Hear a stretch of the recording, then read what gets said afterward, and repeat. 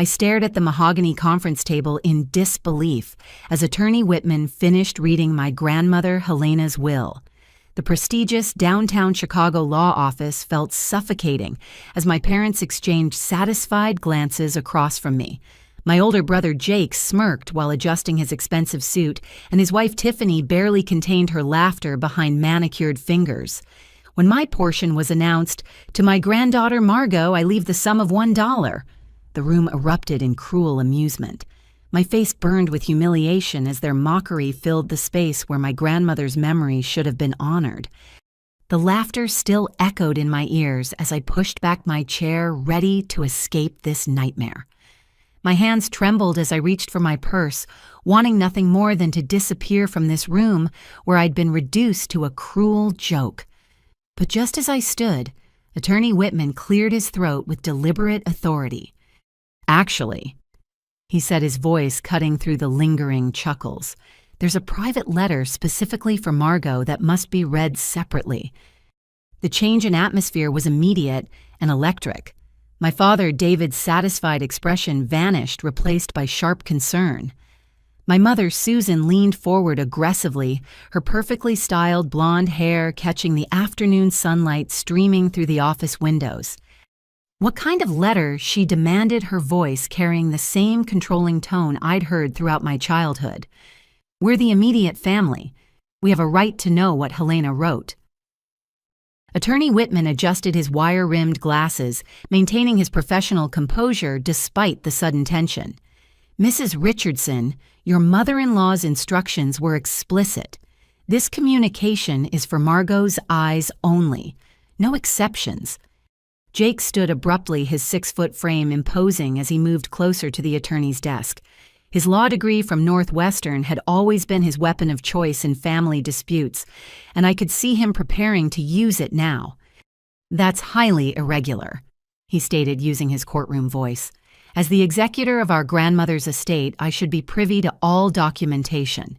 This secrecy violates standard probate procedures." "Your grandmother appointed me as executor, not you," Whitman replied calmly, pulling a sealed envelope from his briefcase.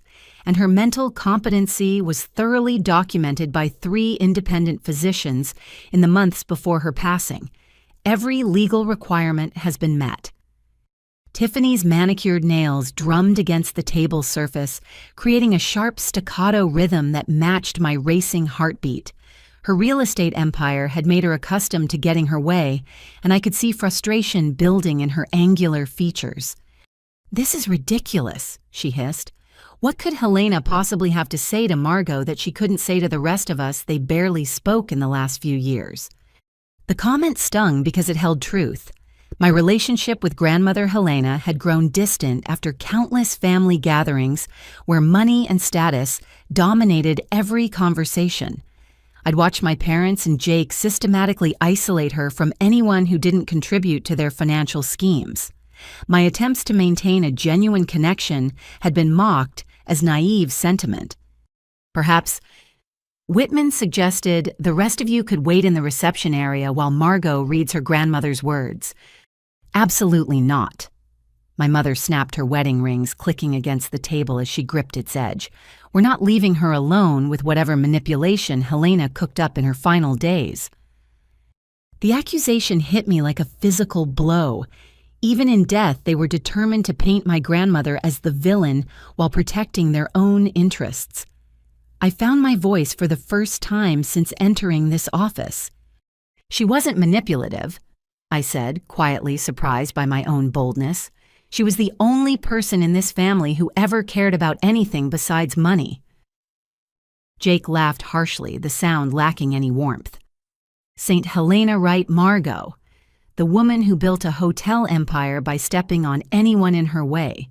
You always were too naive to see the truth about people." "The truth?" I repeated, feeling anger rise in my chest.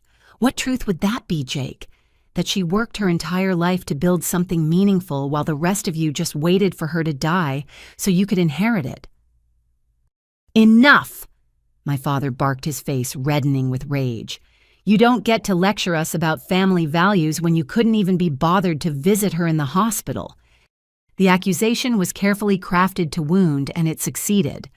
I had tried to visit, but every attempt had been blocked by my family's claims that I was upsetting her recovery. They'd convinced the hospital staff that my presence agitated her condition, effectively cutting me off from saying goodbye. Attorney Whitman stood gathering the sealed letter and moving toward his office door. "This discussion ends now. Margot, if you'll join me in my private office, we can address your grandmother's final wishes." As I followed him toward the inner door, I could feel my family's collective stare burning into my back. Their whispered arguments filled the conference room, but I couldn't make out specific words over the rushing sound of blood in my ears. The private office was smaller but more personal, with photographs of Whitman's own family decorating the walls alongside his law degrees. He gestured toward a comfortable leather chair before settling behind his desk with the mysterious envelope. "Before we begin," he said gently, "I want you to understand that your grandmother spent considerable time preparing this letter. She was lucid, determined, and very specific about timing. Whatever you're about to read, she wanted you to have privacy to process it." I nodded, accepting the envelope with shaking hands. Helena's familiar handwriting adorned the front, "For my granddaughter Margot, with love and hope for justice." Justice. The word sent chills down my spine as I carefully opened the seal. My hands trembled as I unfolded the handwritten pages, recognizing my grandmother's careful script despite the slight shakiness that betrayed her final illness. The letter began with words that immediately brought tears to my eyes. "My dearest Margot, if you're reading this, then my greatest fears about our family have proven true, and my plan to protect you has begun." I looked up at Attorney Whitman, who nodded encouragingly before I continued reading. "I know you're confused and hurt by what just happened in that conference room. The $1 I left you was not cruelty, my sweet girl, but a symbol. In a family that has valued money above everything else, you remained the only person with genuine integrity. That single dollar represents something far more valuable than the fortune they believe they've inherited." My breath caught as I read the next paragraph. "I've been aware for over 2 years that your parents and Jake have been systematically stealing from my hotel business. They believed my mild confusion about day-to-day details meant I couldn't understand complex financial matters. They were wrong. I've been secretly working with a private investigator named Patricia Stone to document their crimes." The words swam on the page as their meaning sank in. My family weren't just cruel and money-obsessed, they were criminals. And somehow, my grandmother had been protecting me from knowledge that could have destroyed my life. The investigation has uncovered over $2 million in fraudulent transfers, forged documents, and unauthorized account access. Your father used his power of attorney privileges to move money from my business accounts into shell companies controlled by Jake's law firm. Your mother convinced me to sign documents she claimed were routine business matters, but which actually gave them access to funds meant for hotel maintenance and employee pensions. I had to stop reading to catch my breath. $2 million. The number was staggering, but more shocking was the systematic nature of their betrayal. These weren't desperate people making poor decisions. They were calculating thieves who'd spent years planning to rob an elderly woman. I chose not to confront them directly because I feared they might escalate their efforts or find ways to implicate you in their schemes. Instead, I've been preparing evidence for authorities while protecting your innocence. You were never part of their conversations because they knew you wouldn't approve. Your absence from their criminal activities is what makes you the perfect person to seek justice." The letter continued with practical instructions that made my head spin. There was a second will, the real one, hidden in a safety deposit box at First National Bank. The will being read today was a decoy designed to flush out my family's true nature while giving them a false sense of security. Meet with Patricia Stone tomorrow at 10 in the morning at Corner Coffee on Madison Street. She'll be wearing a blue scarf and carrying a newspaper. Tell her that Helena sent you to collect the summer stories. She'll understand what you mean and will provide you with copies of all evidence we've gathered." I read the last paragraph twice to ensure I understood correctly. The real will leaves my entire estate to you, Margot. Not because you're my favorite grandchild, but because you're the only family member who hasn't stolen from me. The hotel business, the properties, the investments, all of it becomes your responsibility to either continue or liquidate as you see fit. Use this inheritance wisely and remember that justice delayed is not justice denied. The letter was signed, "With all my love and faith in your courage, Grandmother Helena." I sat in stunned silence for several minutes while Attorney Whitman waited patiently. Finally, I found my voice. "Did you know?" I whispered. "About the investigation, the real will?" He nodded solemnly. "Your grandmother was my client for over 30 years. She came to me 18 months ago with concerns about financial irregularities. When the evidence became overwhelming, we developed this strategy together. She wanted to give your family enough rope to hang themselves while keeping you safe." "But why didn't she just call the police? Why go through all this elaborate planning?" "Because white-collar crime investigations can take years, and evidence gathered by private parties isn't always admissible in court. She needed your family to believe they'd gotten away with it, so they'd become careless. Their behavior today, their cruelty toward you, their satisfaction with the fake, well, all of it demonstrates their mindset and motivations." I folded the letter carefully, my mind racing with implications. What happens now? Do I just walk out there and pretend nothing's changed? That would be advisable. Whitman agreed. Let them enjoy their victory for now. Meet with Patricia Stone, review the evidence, and then we'll determine the best path forward. Your grandmother wanted you to have all the facts before making any decisions about prosecution. Standing on shaking legs, I tucked the letter into my purse and moved toward the door. The weight of knowledge felt crushing my entire family. Weren't just selfish people.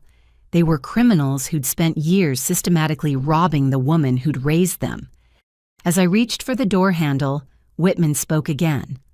"Margot, your grandmother believed in you completely. She saw strength in you that perhaps you don't recognize yet. Trust that strength." I nodded without turning around, afraid that if I looked at him, I'd start crying and never stop. Instead, I opened the door and walked back into the conference room where my family waited with poorly concealed anxiety. "Well," my mother demanded immediately, "what did she say?" I forced myself to meet her eyes, seeing her clearly for perhaps the first time in my adult life. "She said goodbye." I answered truthfully, though not completely. Jake studied my face with the suspicious intensity that had made him successful in court. "That's it. She demanded privacy just to say goodbye." "She apologized," I added, improvising carefully, "for the $1 bequest. She said she hoped I'd understand someday that love can't be measured in money." The visible relief on their faces was sickening. They'd been terrified that Helena had somehow outsmarted them from beyond the grave, but my words confirmed their belief that they'd successfully manipulated a dying woman. "Well," Tiffany said with false sympathy, "at least she acknowledged how unfair the will was. That's something, I suppose." My father stood and moved to put what he probably intended as a comforting hand on my shoulder. I stepped back instinctively, unable to bear his touch, knowing what I now knew. "Don't take it too hard, sweetheart," he said in the patronizing tone he'd used throughout my childhood. "Your grandmother was confused at the end. The important thing is that the family business stays in capable hands." Capable hands. The irony was overwhelming, but I managed to nod and gather my things without revealing the storm of emotions churning in my stomach. As we prepared to leave the law office, Jake approached me with what might have been genuine concern if I hadn't just learned he was a criminal. "Are you going to be okay, sis?" he asked, using the childhood nickname that now felt like mockery. "I know you had some kind of special relationship with her." "I'll be fine." I managed, though fine seemed like an impossible destination from where I currently stood. As we walked toward the elevator, I could hear my parents and Jake already discussing their inheritance plans in excited whispers. Hotel renovations, property developments, investment strategies. They were spending Helena's money before her body was even cold in the ground. but they had no idea what was coming. Tomorrow morning, I would meet with Patricia Stone and learn the full scope of their crimes. And then somehow I would have to find the courage my grandmother believed I possessed. The elevator doors closed, trapping me with 3 people I'd loved and trusted my entire life, who had been stealing from an elderly woman while planning her funeral. As we descended toward the lobby, I realized this was the last time I'd ever see them as family. Tomorrow, everything would change. The next morning arrived gray and drizzling, matching my internal weather perfectly. I'd spent the entire night staring at my bedroom ceiling, replaying Helena's letter, word by word, while trying to process the magnitude of what I'd learned. Every childhood memory now carried new weight. Family gatherings, where my parents discussed Helena's confusion with knowing glances, Jake's sudden interest in elder law despite his corporate practice, the way they'd gradually isolated her from longtime friends and advisors. Corner Coffee on Madison Street buzzed with typical Tuesday morning energy when I arrived 5 minutes early. Office workers grabbed their caffeine fixes before facing another day in Chicago's financial district, and I envied their normal problems. Job stress and commute delays seemed wonderfully simple compared to discovering your entire family were criminals. I spotted Patricia Stone immediately. She sat alone at a corner table, a blue silk scarf draped elegantly around her neck, despite the warm September weather. The newspaper folded beside her coffee cup appeared untouched, clearly serving as a prop rather than reading material. She looked like exactly what I'd expected from a private investigator professional, but approachable with intelligent eyes that seemed to catalog every detail of her surroundings. My legs felt unsteady as I approached her table. "Excuse me," I said quietly. "Helena sent me to collect the summer stories." Patricia's expression softened with what appeared to be genuine warmth. She gestured to the empty chair across from her, and I noticed her movements were economical and purposeful. "You must be Margot," she said, extending a firm handshake. "I'm so sorry for your loss. Your grandmother was an extraordinary woman, brilliant, determined, and incredibly brave." I accepted the offered seat gratefully, my knees feeling unreliable after a sleepless night. "Thank you. I'm still trying to process everything from her letter. Part of me keeps hoping this is all some terrible misunderstanding." Patricia's expression grew serious as she reached into a leather briefcase beside her chair. "I wish I could tell you it was a misunderstanding, but the evidence is overwhelming and thoroughly documented. Your grandmother was incredibly methodical about building an airtight case." She placed a thick manila folder on the table between us, and I stared at it like it might explode. The label read, "Richardson Family Financial Crimes Investigation," in Helena's neat handwriting.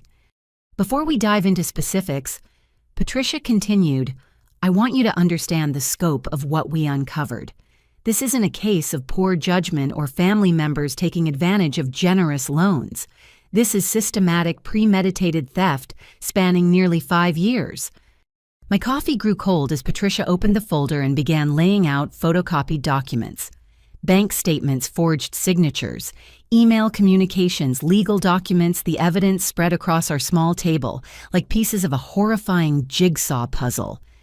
"It started small," she explained, pointing to the earliest bank records. "Your father had legitimate power of attorney for your grandmother's personal accounts, which was appropriate given her occasional memory lapses. But instead of using that authority to help manage her affairs, he began transferring funds to accounts controlled by your brother's law firm." The numbers on the statements made my stomach lurch. Transfers of $20,000, $30,000, sometimes $50,000, all authorized by my father's forged signatures, claiming various emergency expenses. Jake created shell companies with names similar to Helena's legitimate business expenses. Patricia continued her finger tracing a pattern of deception that had been invisible to me. Superior Hotel Maintenance instead of Central Hotel Maintenance, Executive Property Solutions instead of Executive Property Services. The differences were subtle enough that Helena's accountant didn't catch the substitutions immediately. I studied an email chain that made my hands shake with rage. Jake had written to my parents about maximizing our opportunities while the old lady's still signing whatever we put in front of her.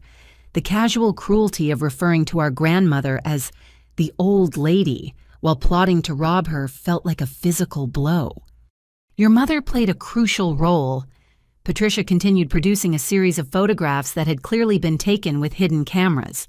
She would visit Helena regularly, bringing documents she claimed were routine business matters, insurance updates, vendor agreements, property transfers.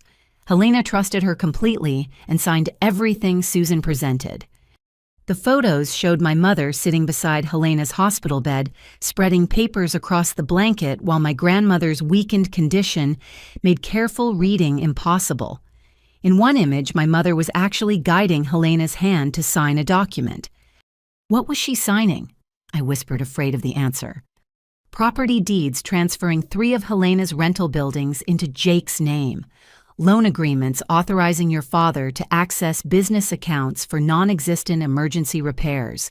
Investment authorizations, moving Helena's retirement funds into high-risk schemes that coincidentally paid massive commissions to your brother's firm. Patricia paused to let the information sink in before delivering what felt like the final blow. The total theft amounts to $2.7 million over the past 5 years. But here's what makes this case particularly strong. From a legal standpoint, your grandmother wasn't nearly as confused as they believed. She had early-stage dementia, yes, but her cognitive function was much better than your family realized. She was actually quite aware of what was happening. Then why didn't she stop them? Because she wanted to protect you, Patricia replied simply. Helena knew that if she confronted them directly, they might try to implicate you as either an accomplice or a co-conspirator. Your distance from their schemes was what kept you safe, but it also meant you couldn't help her fight back. Patricia reached into her briefcase again and produced another folder, this one labeled Helena Richardson, Last Will and Testament Original. Your grandmother came to me after she started noticing financial irregularities. We spent months documenting everything while she pretended her condition was worse than it actually was. The will read yesterday was a decoy designed to make your family believe they'd succeeded in their theft. She opened the folder to reveal a legal document that made my heart stop. Every line item that had gone to my parents and Jake in yesterday's reading was now assigned to me. The hotel business, the real estate properties, the investment accounts, everything. The real estate alone is worth over $8 million, Patricia explained. The hotel business generates approximately $1.2 million annually in profit. Your grandmother's investment portfolio before your family's theft was valued at just under $4 million. The numbers were so staggering they felt abstract. I'd grown up in comfortable middle-class circumstances, never imagining the true scope of Helena's wealth. More importantly, I'd never imagined the extent of my family's greed. What happens now? I asked, my voice barely audible over the coffee shop's ambient noise. Patricia's smile carried a hint of satisfaction that suggested she'd been waiting for this moment. Now we present all evidence to the Cook County District Attorney's Office and watch your family face the consequences of their crimes. But first, Helena wanted you to have the choice about prosecution. This is your decision, Margot. I stared at the evidence covering our table, years of systematic theft, betrayal, and manipulation of an elderly woman by the people who should have protected her. The scope of their crimes was overwhelming, but what hurt most was the calculated nature of their cruelty. They never loved her. I said, the realization hitting me like a physical blow. All those years, all those family dinners and holiday celebrations, they were just waiting for her to die so they could take everything. Your grandmother understood that, Patricia replied gently. But she also believed that justice delayed isn't justice denied. She spent her final months ensuring they'd face consequences for their choices. As I looked at the evidence of my family's crimes, I felt something shifting inside me. The naive young woman who'd walked into that law office yesterday was gone, replaced by someone who understood that sometimes love means holding people accountable for their actions. What do we do first? I asked, surprised by the steadiness in my own voice. Patricia's smile was the first genuinely warm expression I'd seen since this nightmare began. First, we go to the bank and access Helena's real will. Then we make some very important phone calls. For the first time since yesterday's humiliation, I felt like I could breathe. My grandmother had given me more than money, she'd given me the tools for justice. The weight of evidence in my purse felt heavier than any burden I'd ever carried as I drove toward my parents' house that evening. Patricia Stone had spent the afternoon walking me through legal procedures, potential timelines, and the likely consequences my family would face once criminal charges were filed. The reality of what came next was both terrifying and strangely liberating.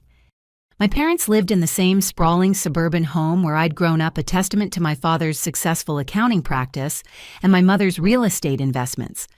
Now I understood that much of their apparent prosperity had been built on money stolen from my grandmother.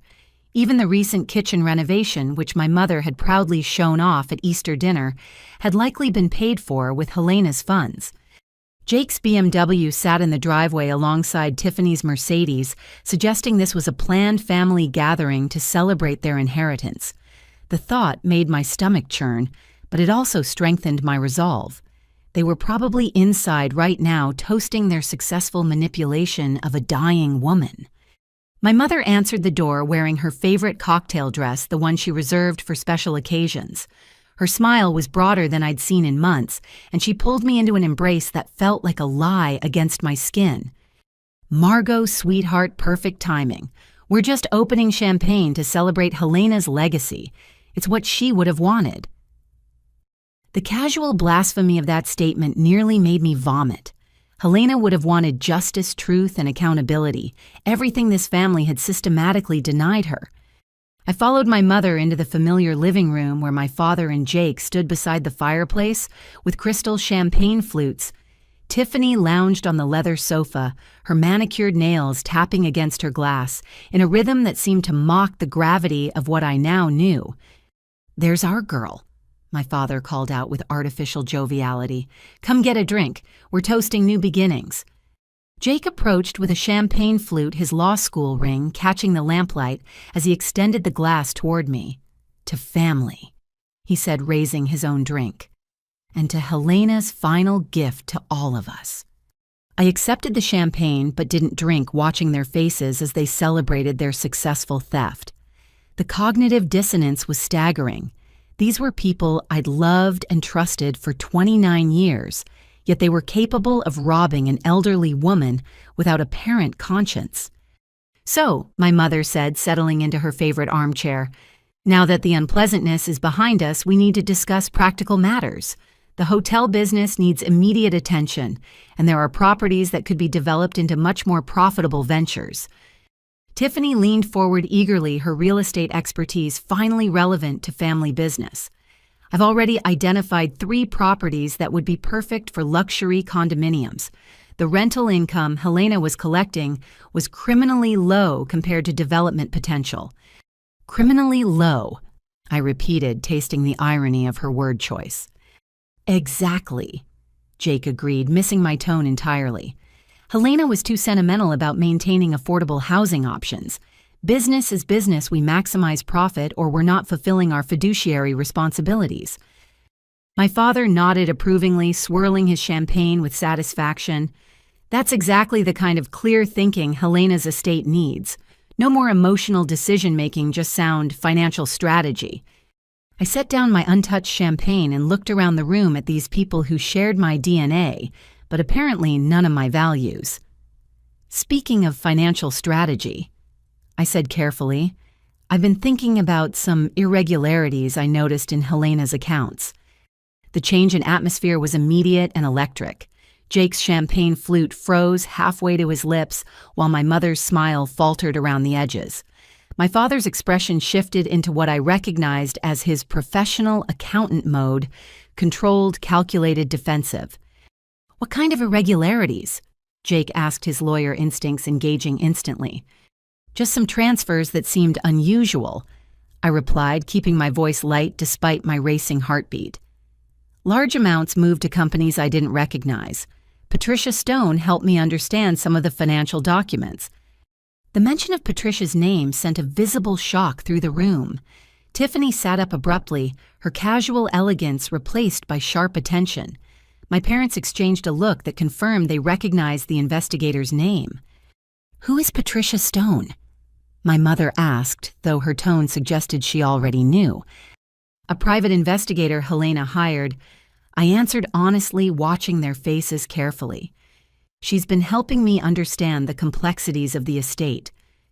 Jake set down his champagne and moved closer, his imposing frame suddenly feeling threatening rather than protective. "Margot, I think you're misunderstanding some routine business transactions. Estate management involves many complex financial instruments that might seem irregular to someone without legal or accounting training." "I see," I replied, though I saw far more than they realized.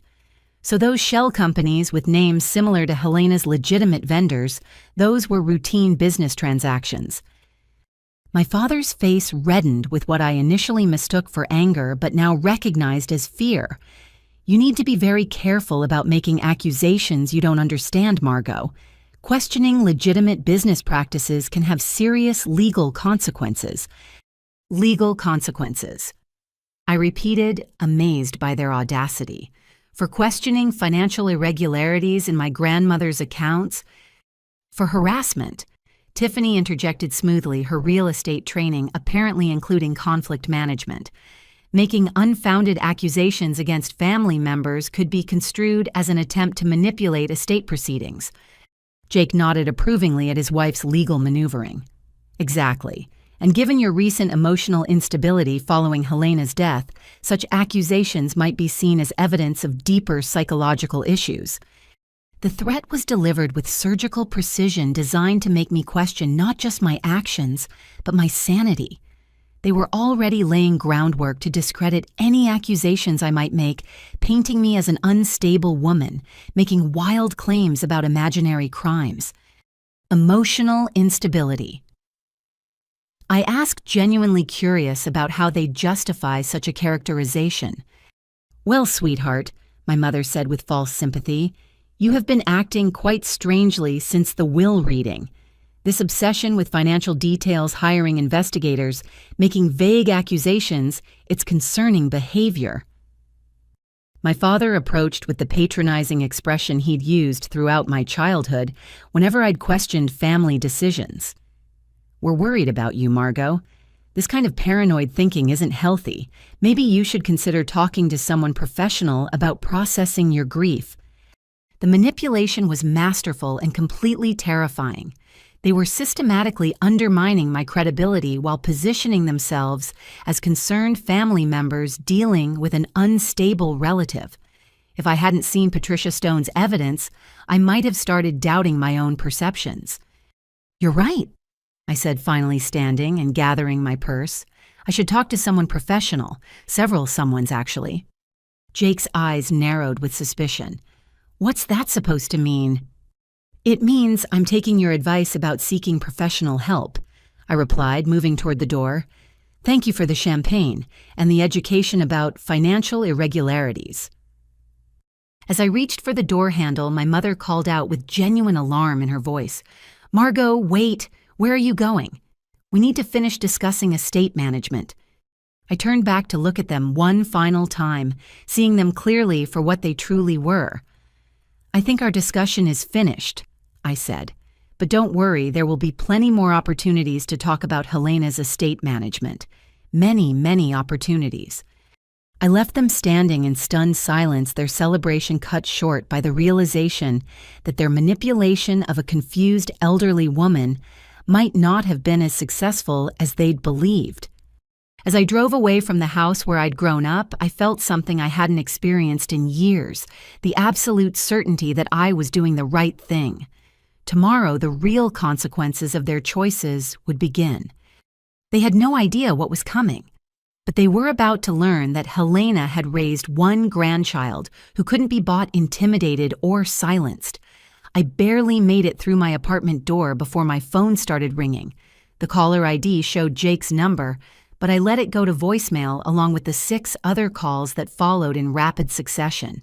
My hands shook as I poured myself a glass of wine, trying to process the evening's confrontation and what it meant for tomorrow's plans with Patricia Stone. The silence in my studio apartment felt oppressive after the emotional intensity of my family's house. I'd moved here 2 years ago, when my marketing coordinator's salary finally allowed independence from my parents' financial support. Now I wondered how much of their supposed generosity had actually been funded by money stolen from my grandmother. My phone buzzed with a text from my mother. "Margot, please call us back. We need to discuss your concerning behavior before you do something you'll regret." The implied threat was clear, but before I could respond, my building's intercom system crackled to life. My doorman's voice carried an unusual note of concern. "Miss Richardson, there are 2 gentlemen here to see you. They say they're family, but they don't seem—" He paused diplomatically. "Would you like me to send them up?" My blood ran cold. I moved to my window and peered down at the street below, spotting Jake's BMW parked illegally in front of a fire hydrant. He'd brought reinforcement, a tall man in an expensive suit who looked like he'd stepped out of a corporate law firm. "Please tell them I'm not available," I told the doorman. "They're quite insistent, miss. The younger man says it's about your grandmother's estate and that it's urgent family business." I could imagine Jake using his most authoritative lawyer voice to intimidate my building staff. "Please ask them to leave and call building security if they refuse. I don't want to see them." 20 minutes later, as I tried to calm my nerves with a hot shower, my phone rang again. This time the caller ID showed an unknown number with a Chicago area code. Margot Richardson. The voice was crisp, professional, and completely unfamiliar. "Yes. My name is Marcus Reed from Reed Sterling and Associates. I represent the Richardson family estate interests. I believe we need to schedule a meeting to discuss some very serious legal matters." The name hit me like a physical blow. Jake had mentioned hiring Marcus Reed to contest any alternative will, but I hadn't expected him to move so quickly. "What legal matters?" I asked, though I already knew the answer. "It's come to my attention that you've been making unfounded accusations against family members regarding estate management. Additionally, there are concerns about your mental state and possible attempts to manipulate inheritance proceedings through fraudulent claims." The script was perfectly crafted, professional, concerned, and designed to make me sound like an unstable woman making wild accusations. "I haven't made any accusations," I replied carefully. "I've simply asked questions about financial irregularities." "Miss Richardson, let me be very clear about your situation. My clients have documented evidence of your erratic behavior following your grandmother's death. They have witnesses to your paranoid accusations records of your hiring private investigators to harass family members and serious concerns about your mental competency." My apartment suddenly felt like a trap, the walls closing in as I realized how thoroughly they'd prepared for this moment. Mental competency. Your family is prepared to petition for a psychological evaluation based on your recent behavior. Additionally, any attempts to challenge the properly executed will, through fabricated evidence, will result in immediate legal action for fraud, harassment, and attempted theft. The threats were delivered with surgical precision, each word chosen to maximize intimidation while maintaining plausible legal ground. I sank onto my couch, feeling overwhelmed by the sophisticated nature of their counterattack. "However," Reed continued, "my clients are willing to offer a generous settlement to avoid the unpleasantness of a public family dispute. They're prepared to offer you $200,000 in exchange for your agreement to accept the will as read and cease all investigation activities." $200,000. The amount was significant enough to sound generous while representing a tiny fraction of what they'd actually stolen. It was also precisely calculated to tempt someone they believed was financially struggling. "And if I refuse, then you'll face the full legal consequences of your actions." harassment charges, defamation suits, psychological competency hearings, and civil litigation that will drain any resources you might have. My clients have unlimited legal resources and the patience to pursue every available remedy. The message was unmistakable. Accept their generous offer or be destroyed by legal warfare they were prepared to fund indefinitely. It was exactly the kind of calculated intimidation that had probably worked countless times before with other victims. "I need time to consider your offer," I said, buying space to think. "Of course. Take the evening to reflect on your situation, but understand that this offer expires tomorrow at noon, and withdrawal of our generous proposal will signal the beginning of very serious legal consequences." After Reed disconnected, I sat in my apartment's growing darkness, feeling more isolated than ever before. They'd moved with shocking speed and coordination, suggesting this contingency plan had been prepared long before yesterday's will reading. They'd anticipated the possibility of challenge and developed a comprehensive strategy to discredit and intimidate any opposition. My phone buzzed with another text, this time from Tiffany. "Margot, please reconsider whatever you're planning. Marcus Reed is one of the most ruthless attorneys in Chicago. You don't want to make an enemy of him." The warning carried an undertone of genuine concern, but I couldn't tell if Tiffany was trying to help me or simply delivering another threat disguised as advice. An hour later, my building's intercom crackled again. This time, my doorman's voice carried clear alarm. "Miss Richardson, there's a man here with legal papers. He says he needs to serve you personally." My heart pounded as I realized they weren't waiting until tomorrow.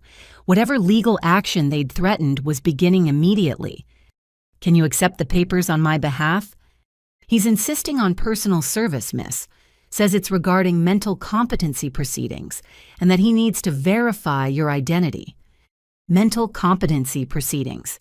They weren't just threatening anymore, they were actually petitioning to have me declared mentally incompetent, which would effectively prevent me from challenging their theft or accessing Helena's real will.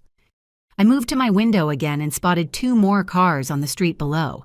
They'd essentially surrounded my building with legal representatives, creating a coordinated show of force designed to demonstrate their resources and determination. My phone rang with yet another unknown number. "Margot." Jake's voice carried a false note of brotherly concern. "I know this seems overwhelming, but we're trying to help you. Mental health evaluations aren't punishment, they're protection for everyone involved." Protection. You're clearly struggling with grief and making irrational decisions that could hurt yourself and the family. The competency hearing is just a precaution to ensure you get appropriate help. The manipulation was breathtaking in its sophistication. They were framing criminal prosecution as mental illness, legal evidence as paranoid delusions, and their own theft as concerned family protection. "Marcus Reed's offer is incredibly generous," Jake continued. $200,000 would set you up comfortably while allowing the family to heal from this unfortunate situation. And if I refuse, then we'll have no choice but to protect ourselves through legal means. Nobody wants to see family business aired in public court proceedings, Margot. Think about Helena's reputation, her legacy. Do you really want her memory associated with ugly accusations and family destruction? The final manipulation was perfect, using my love for Helena against me, suggesting that seeking justice for her would somehow damage her memory. They were experts at finding emotional pressure points and exploiting them ruthlessly. As Jake continued his persuasive monologue, I realized that everything Patricia Stone had told me was not just true, but understated. These weren't simply greedy relatives who'd made poor choices. They were sophisticated criminals who'd planned every aspect of their theft, including comprehensive strategies for dealing with potential opposition. But they'd made one crucial mistake. They assumed I was the same naive woman who'd walked into that law office yesterday, someone who could be intimidated into silence through threats and legal maneuvering. They had no idea that Helena had prepared me for exactly this moment, or that the evidence Patricia Stone possessed was far more comprehensive than they realized. "I'll consider your offer," I told Jake, ending the call before he could respond. But I'd already made my decision. Tomorrow morning, I would meet with Patricia Stone and begin the process of holding them accountable for their crimes, regardless of the personal consequences. They wanted a war. Helena had given me everything I needed to fight one. Wednesday morning arrived with a phone call that shattered any remaining illusions about my family's methods. My supervisor, Carol Martinez's voice carried the uncomfortable formality that meant serious trouble. "Margot, I need you to come in for a meeting this morning. Please report directly to Human Resources when you arrive." My stomach dropped as I recognized the tone from previous workplace crises I'd witnessed. "Is everything all right? Did I miss something urgent?" "We'll discuss everything when you get here," Carol replied, offering no reassurance. "Please come in as soon as possible." The drive to my downtown marketing firm felt surreal, like traveling through a nightmare where familiar landmarks had taken on ominous significance. I'd worked at Creative Solutions Marketing for 3 years, building strong relationships with clients and colleagues while developing campaigns for mid-sized businesses throughout the Chicago area. My professional life had been the one stable element during family chaos, and now even that sanctuary felt threatened. Human Resources Director Jennifer Walsh greeted me with the careful neutrality that meant legal consultation had already occurred. Her normally warm demeanor was replaced by procedural distance as she gestured toward the conference room where Carol waited with 2 people I didn't recognize. "Margot, please have a seat." Jennifer began consulting a file folder that appeared surprisingly thick for someone who'd never had disciplinary issues. "We've received some concerning reports about your recent behavior and mental state." The phrase "mental state" sent chills down my spine, confirming that my family's intimidation campaign had extended beyond legal threats to systematic character assassination. "What kind of reports?" I asked, though I already suspected the source. "Multiple calls from family members expressing concern about your psychological stability following a recent death." Carol explained her discomfort with the situation, evident in her refusal to meet my eyes. "Specifically reports that you've been making paranoid accusations, hiring investigators to harass relatives, and displaying signs of persecution complex." One of the strangers, a middle-aged man in a conservative suit, leaned forward with practiced authority. "I'm Dr. Richard Hayes from Employee Assistance Programs. I understand you've experienced a significant loss recently, which can trigger various psychological responses, including paranoia, delusional thinking, and aggressive behavior toward family members." The setup was masterful in its clinical precision.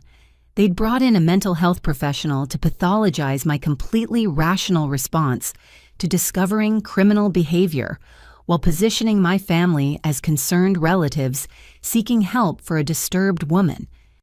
"Who specifically contacted you?" I asked Jennifer, needing to understand the scope of their campaign. "Your brother Jake Richardson called Monday evening expressing concerns about your mental health following your grandmother's funeral. Your parents followed up yesterday with additional documentation of troubling behavior patterns."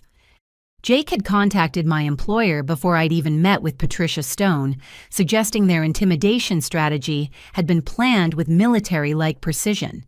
They'd identified every aspect of my life that could be threatened and moved simultaneously to undermine my credibility. "What kind of documentation?" Carol consulted her notes with obvious reluctance. "Reports of erratic behavior at family gatherings, accusations against relatives regarding financial impropriety, hiring private investigators to harass family members, and statements suggesting conspiracy theories about inheritance fraud." Every legitimate concern I'd raised had been reframed as evidence of mental illness, while my family's actual crimes were dismissed as paranoid fantasies. The clinical language made my rational responses sound like textbook symptoms of psychological breakdown. Dr. Hayes opened his own folder, revealing forms that looked suspiciously like involuntary commitment paperwork. "Miss Richardson, your family is concerned that grief has triggered a psychological crisis requiring immediate intervention. They've requested that we facilitate professional evaluation to ensure you receive appropriate treatment." "Treatment for what exactly?" "Acute stress reaction with paranoid features. he replied smoothly, using terminology that sounded official while being vague enough to justify almost any intervention. Your allegations against family members combined with obsessive investigation behaviors suggest you're experiencing reality distortion that could become dangerous without proper support. Jennifer shifted uncomfortably in her chair, clearly struggling with a situation that felt wrong despite its apparent legal justification. Margot, we've also received complaints from other employees about your recent behavior. Distraction, emotional outbursts, discussing family conspiracies during work hours. This was news to me since I hadn't discussed Helena's situation with anyone at work. Which employees made these complaints?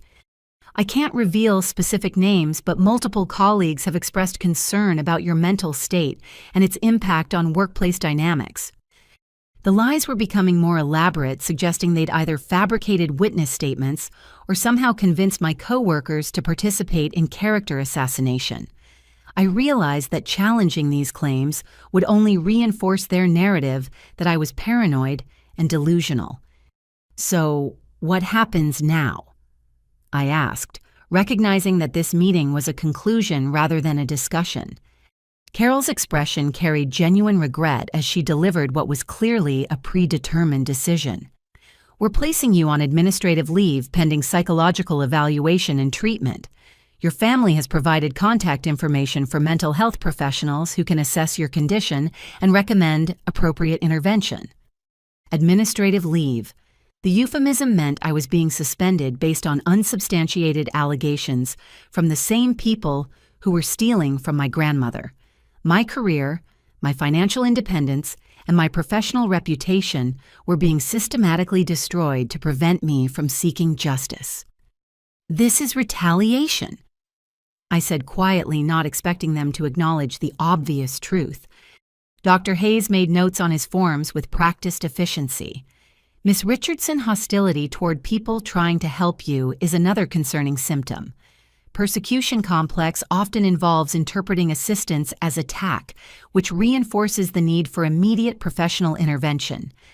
The psychological manipulation was breathtaking. Any response I made compliance resistance or questioning could be interpreted as evidence supporting their predetermined conclusion that I was mentally ill and dangerous. Jennifer handed me a packet of papers that included leave procedures, insurance information, and contact details for the mental health professionals my family had recommended. We hope you'll take advantage of this opportunity to address your grief in a healthy way, Margot. Your job will be waiting when you're ready to return to work. The conditional phrasing suggested my return depended entirely on psychological evaluations, controlled by professionals my family had selected. They'd created a system where my freedom and financial security required accepting their version of reality and abandoning any pursuit of justice for Helena. As I left the office building where I'd worked for 3 years, I felt the full weight of their coordinated assault. They'd attacked my credibility, my mental health, claims, my professional standing, and my financial independence, simultaneously creating multiple pressure points designed to force submission. My phone buzzed with a text from an unknown number. Margot, this is Dr. Patricia Chen from Chicago Mental Health Associates. Your family has scheduled an emergency evaluation for this afternoon. Please call immediately to confirm your appointment time.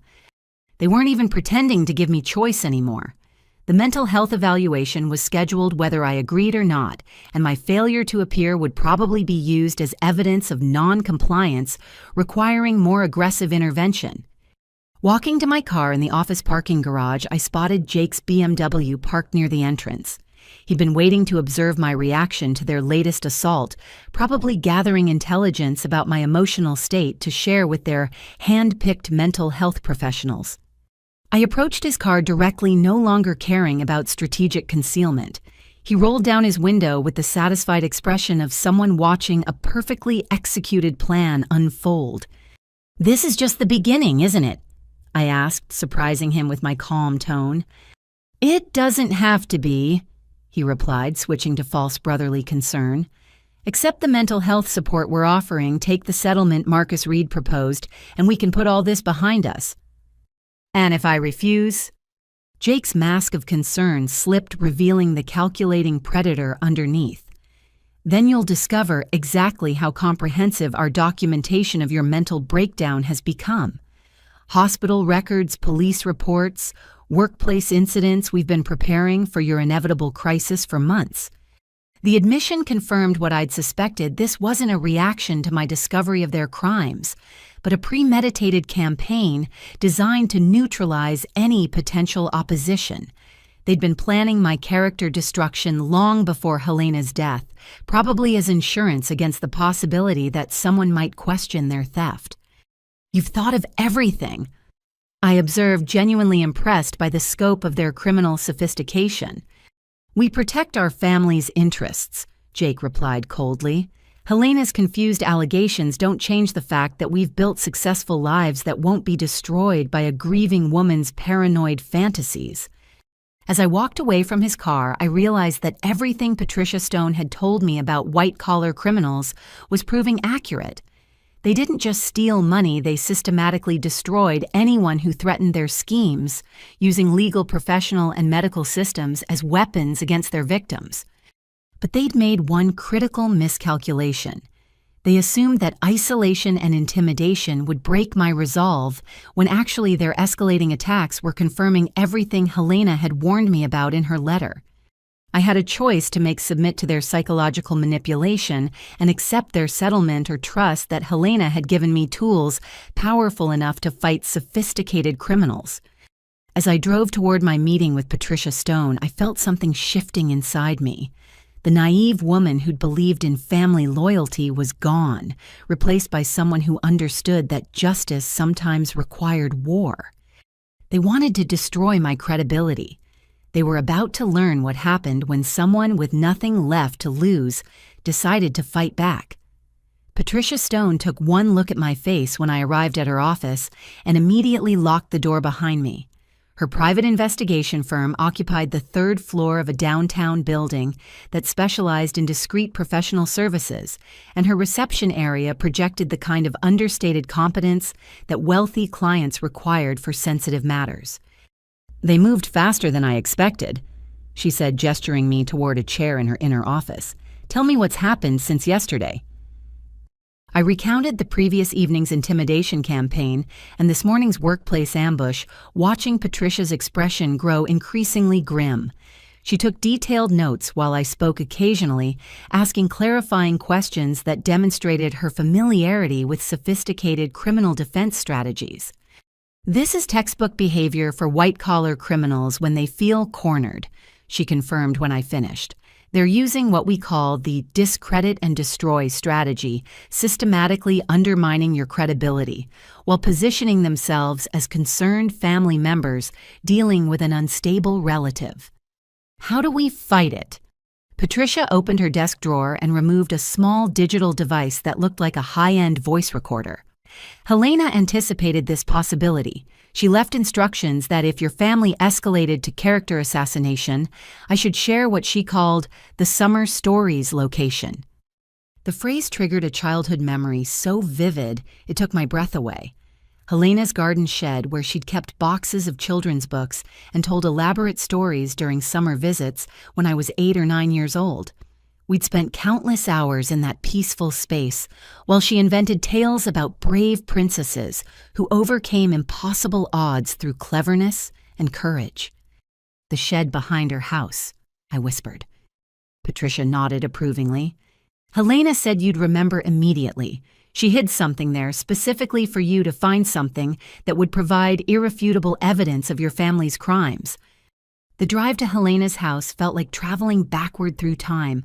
The property had been my refuge during difficult periods of childhood and adolescence, when family tensions made home feel unsafe.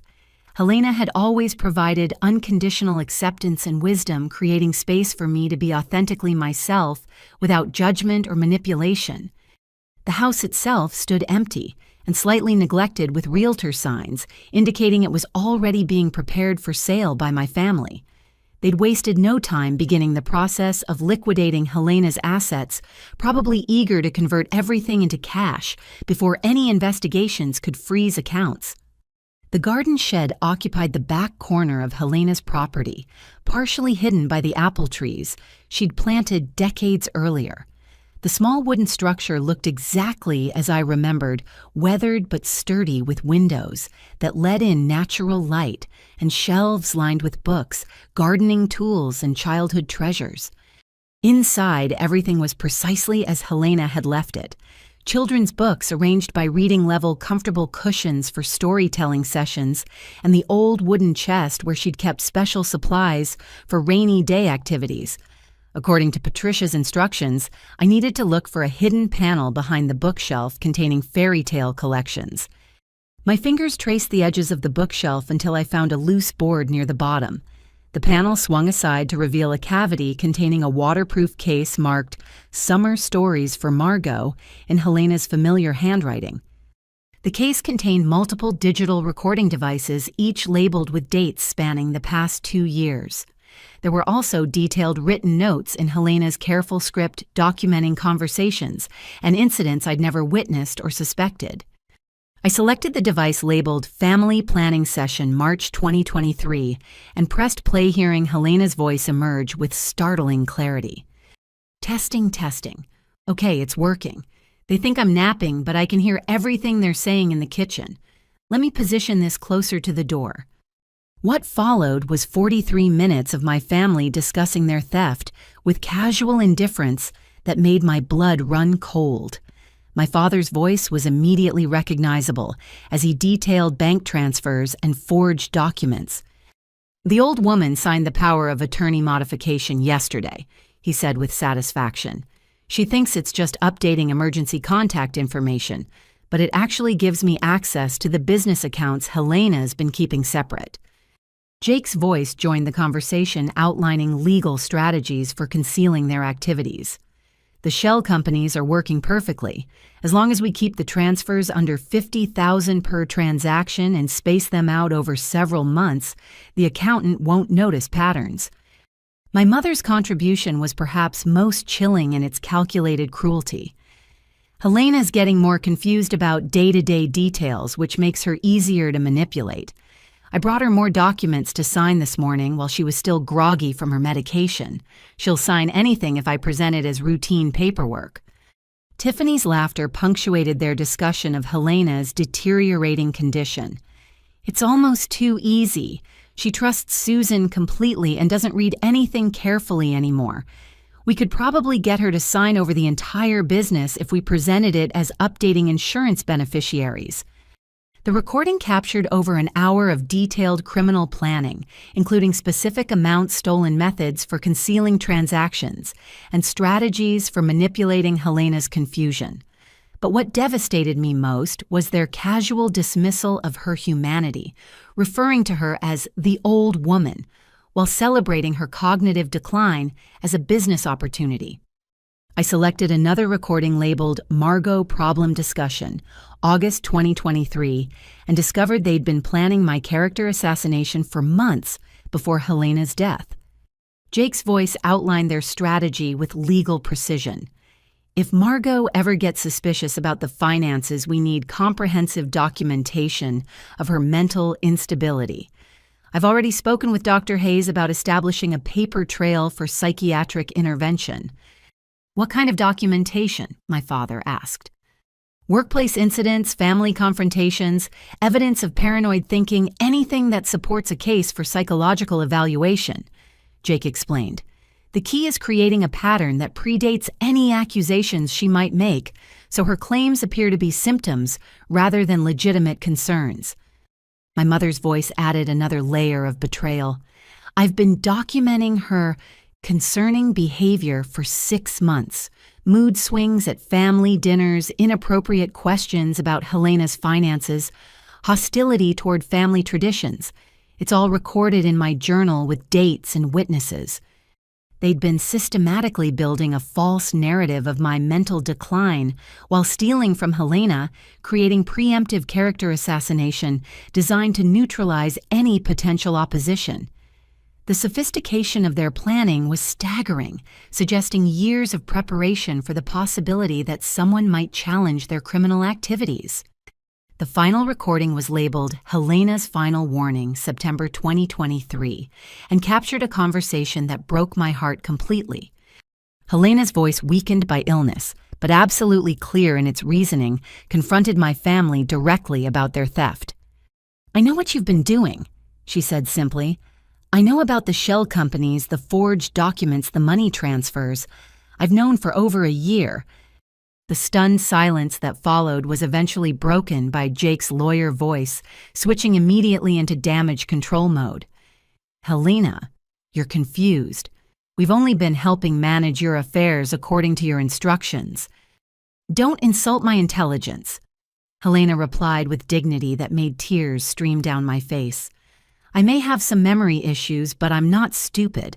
I've been documenting everything, and I've made arrangements to ensure you face consequences for your choices." My father's response revealed the true nature of their relationship with her. "Listen, old woman, you're going to sign whatever we put in front of you and keep your mouth shut about family business. We've taken care of you for years, and this is how we collect what we're owed." "You've stolen from me for years," Helena corrected calmly, "and you've isolated me from friends who might have helped me stop you. But you made one crucial mistake. You assumed Margot was as corrupt as the rest of you." The recording captured their threats against me, their plans to destroy my credibility, and Helena's unwavering belief that I would seek justice, regardless of personal consequences. Her final words on the recording became a message directly to me across time and death. "Margot will discover the truth because she's the only family member with integrity. And when she does, you'll finally face consequences for treating an elderly woman like a bank account you're entitled to drain."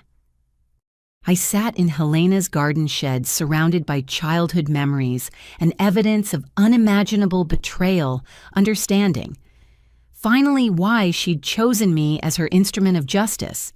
It wasn't about money or inheritance. It was about accountability for people who'd spent years systematically abusing someone who'd loved and trusted them.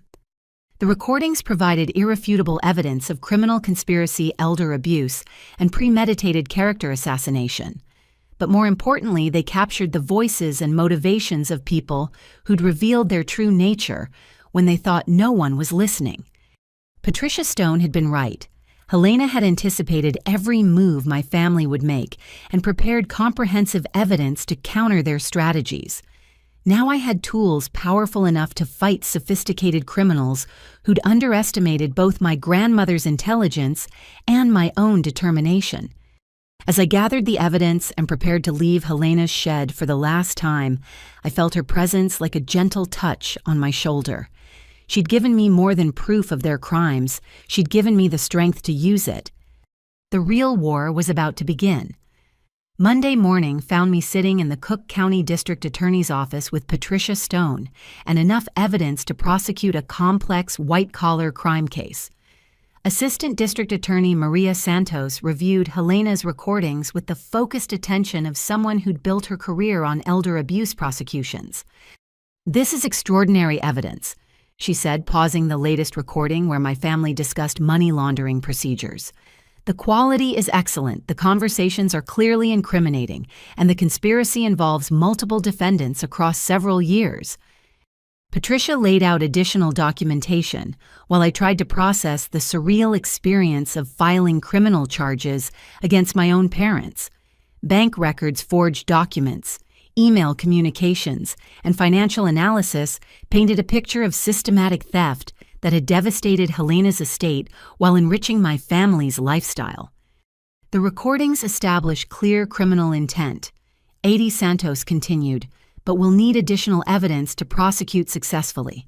Financial institutions will need to provide account records and will require expert testimony about the scope of fraudulent activities."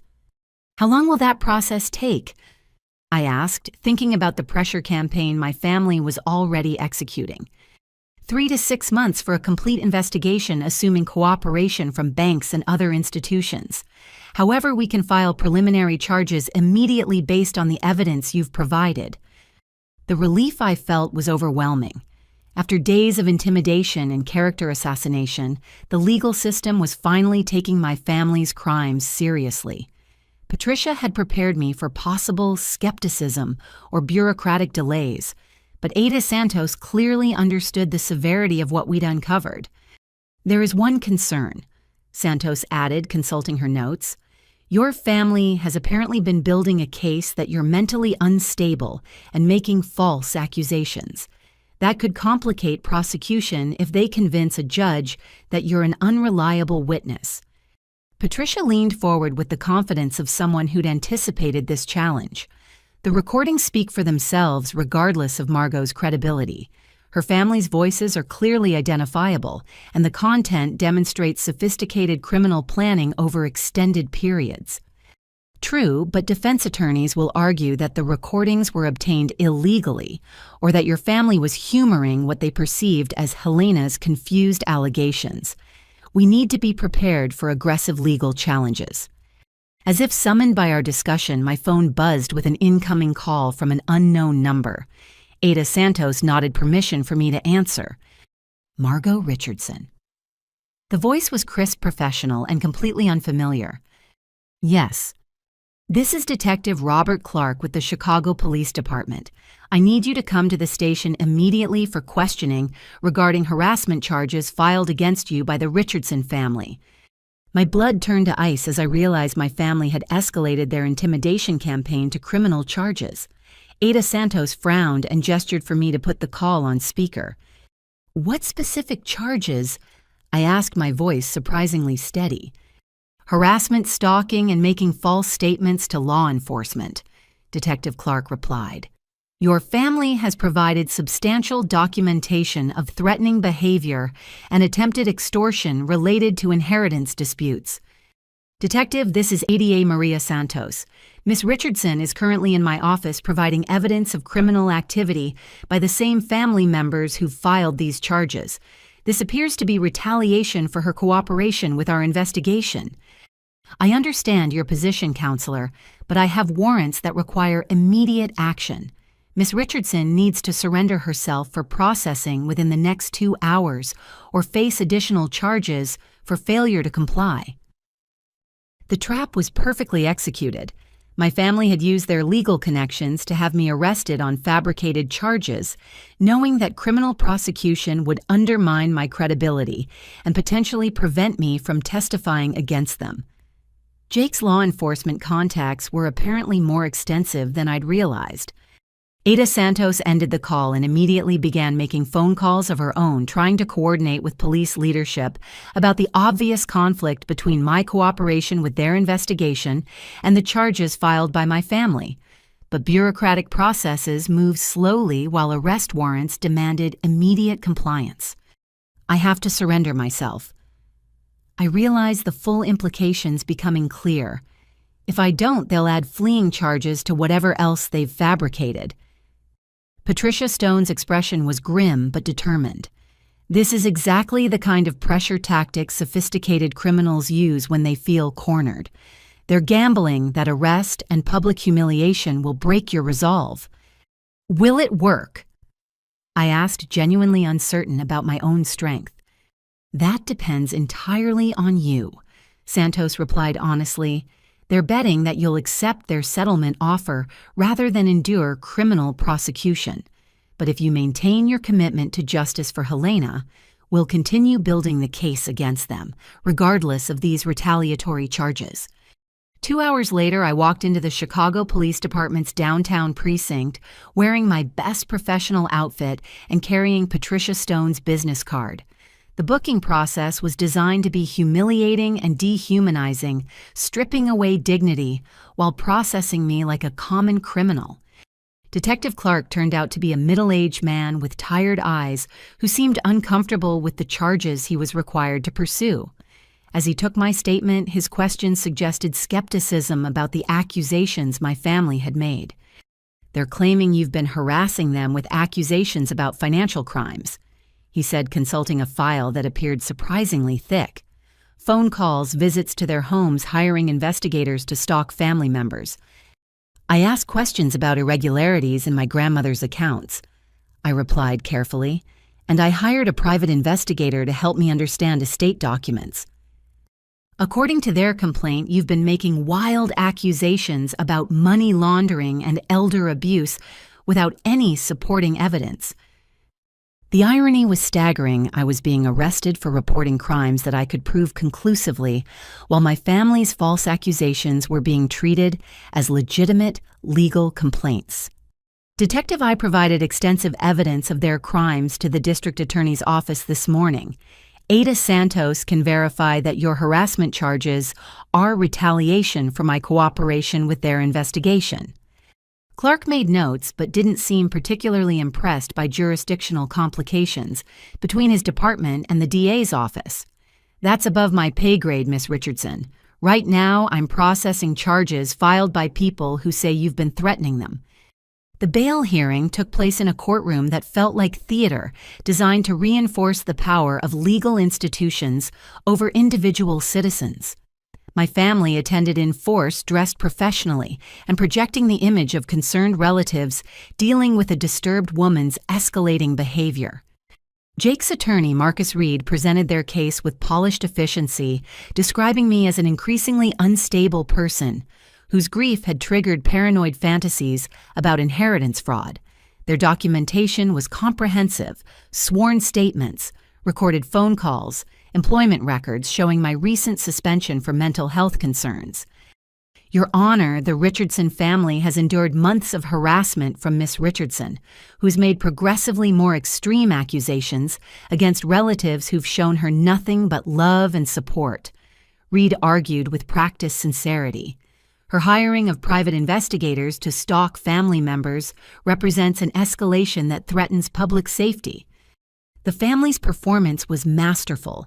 My parents sat holding hands, projecting the image of devoted spouses concerned about their daughter's welfare.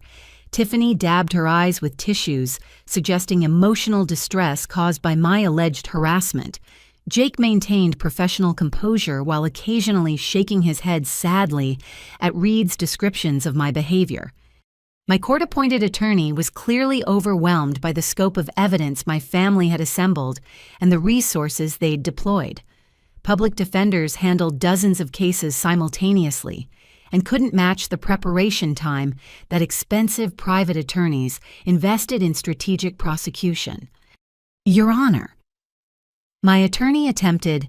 Miss Richardson has no prior criminal record and has been cooperating with the district attorney's office regarding legitimate concerns about elder abuse in her family. Alleged elder abuse, Reed corrected smoothly, based on paranoid accusations from someone whose mental health has deteriorated significantly following her grandmother's death. The DA's office is reviewing Miss Richardson's claims, but my clients have provided substantial evidence that these accusations stem from psychological instability rather than factual criminal activity. The judge appeared skeptical of both sides, but ultimately focused on the immediate question of bail and public safety.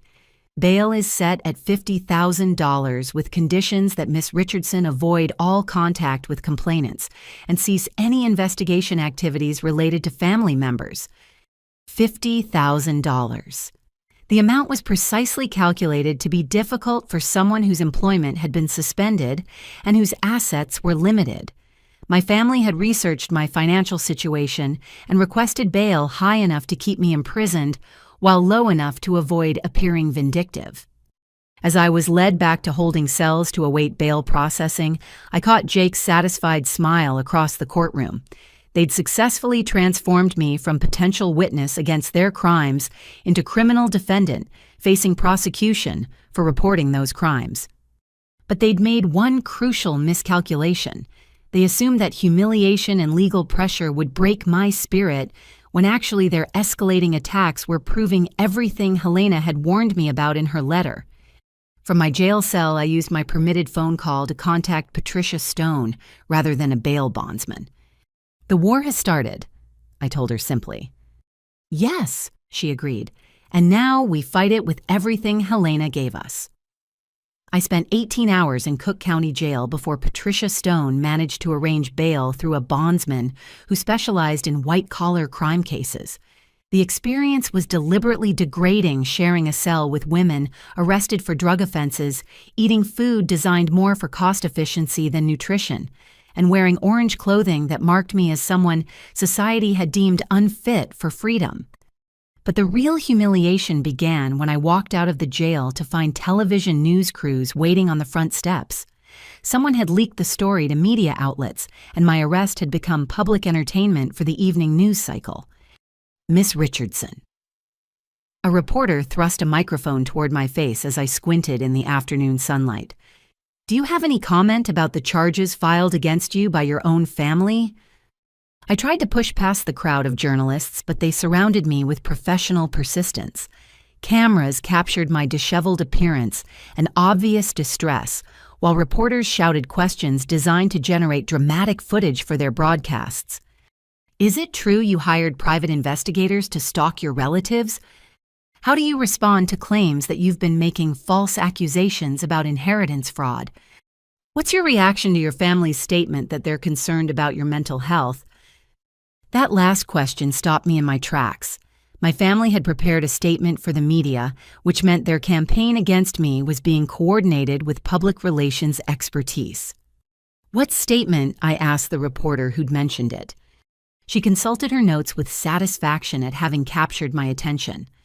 Your brother Jake Richardson released a statement this morning expressing his family's concern about your psychological condition following your grandmother's death. He described your arrest as the culmination of months of increasingly erratic behavior. Patricia Stone appeared at my elbow, gently guiding me toward her car while deflecting media questions with practiced skill. But the damage was already done. My face would be on evening news broadcasts, alongside accusations that painted me as an unstable woman, making wild claims about family members who were simply trying to help me. The drive back to my apartment provided time to process the sophisticated nature of their media strategy. They'd timed my arrest to coincide with news cycles' prepared statements that reinforced their narrative about my mental health and leaked information guaranteed to generate sympathetic coverage for their version of events. How bad is this? I asked Patricia as we sat in her car outside my building. It's exactly what I expected from sophisticated white-collar criminals, she replied honestly. They understand that public opinion can be as important as legal proceedings, so they're trying to control the narrative before our evidence becomes public. My phone had been buzzing continuously with calls from unknown numbers reporters seeking interviews, curious neighbors, and what appeared to be crank callers who'd seen news coverage and decided to share their opinions about family disputes aired in public. One voicemail was from Sarah Chen, a reporter with Chicago Tribune who specialized in investigative journalism. Her message was different from the sensationalist coverage I'd experienced at the Jail Professional, thoughtful and focused on facts rather than spectacle. Miss Richardson, I'm investigating allegations of elder financial abuse in prominent Chicago families. I'd like to discuss your grandmother's case and the charges filed against you. I believe there may be more to this story than initial media coverage suggests. Patricia encouraged me to return Sarah Chen's call, explaining that investigative journalists often provided better protection for whistleblowers than sensationalist news outlets focused on dramatic headlines. Sarah Chen's office occupied a corner of the Tribune building that had clearly seen better days, but her reputation for thorough investigative work had earned respect throughout Chicago's legal and political communities. When we met the following morning, she'd already begun independent research into my family's business activities. Your family's financial situation has improved significantly over the past 5 years. She observed consulting files that suggested extensive background research, property purchases, business investments, lifestyle changes, all coinciding with the period when they had power of attorney responsibilities for your grandmother. How did you discover that so quickly? Public records, property transactions, business filings, most information is available if you know where to look, Sarah explained. What's interesting is the pattern of shell companies your brother established through his law firm. Very sophisticated, very careful, and very profitable. She showed me printouts documenting Jake's business activities that went far beyond what Patricia Stone had uncovered. multiple shell companies, complex financial structures, and client relationships that suggested his law practice was more about money laundering than traditional legal services. "I think your family has been running this scheme with other clients," Sarah continued. "Elderly people with substantial assets and mild cognitive impairment make perfect targets for this kind of systematic theft." The possibility that Helena wasn't their only victim added another dimension to their crimes. These weren't family members who'd made poor decisions about inheritance. They were professional predators who'd developed systematic methods for robbing vulnerable elderly people. "Would you be willing to provide evidence for a comprehensive investigation?" Sarah asked. "I can't guarantee protection from their legal attacks, but I can ensure that their crimes receive thorough public examination." I thought about Helena's letter and her belief that justice delayed wasn't justice denied. "What would you need from me?" "Access to your grandmother's recordings, financial documentation, and detailed information about their intimidation tactics. I want to expose not just their theft, but their systematic destruction of anyone who threatens to hold them accountable." As Sarah Chen began reviewing evidence that same afternoon, my family's media campaign shifted into higher gear. Jake appeared on local television news programs, presenting himself as a concerned brother, trying to help his sister through a psychological crisis while protecting elderly family members from harassment. "Margot has been struggling since our grandmother's death," he said with perfect sincerity during a Channel 7 interview. "We've tried to provide support, but her accusations have become increasingly irrational and aggressive. Filing charges was a last resort to protect our family's safety." The interviewer nodded sympathetically, completely accepting Jake's narrative without questioning the timing or motivations behind their accusations. "What kind of accusations has your sister been making?" "She's hired private investigators to follow us, made wild claims about financial crimes, and threatened to destroy our family's reputation. If we don't give her money, she believes she's entitled to," Jake replied effortlessly, transforming legitimate criminal reporting into evidence of my greed and instability. Watching the broadcast from Patricia Stone's office, I felt the full weight of their public relations expertise.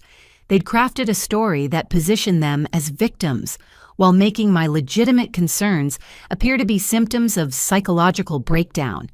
Anyone who saw Jake's performance would conclude that I was a disturbed woman, making false accusations against people who were trying to help me.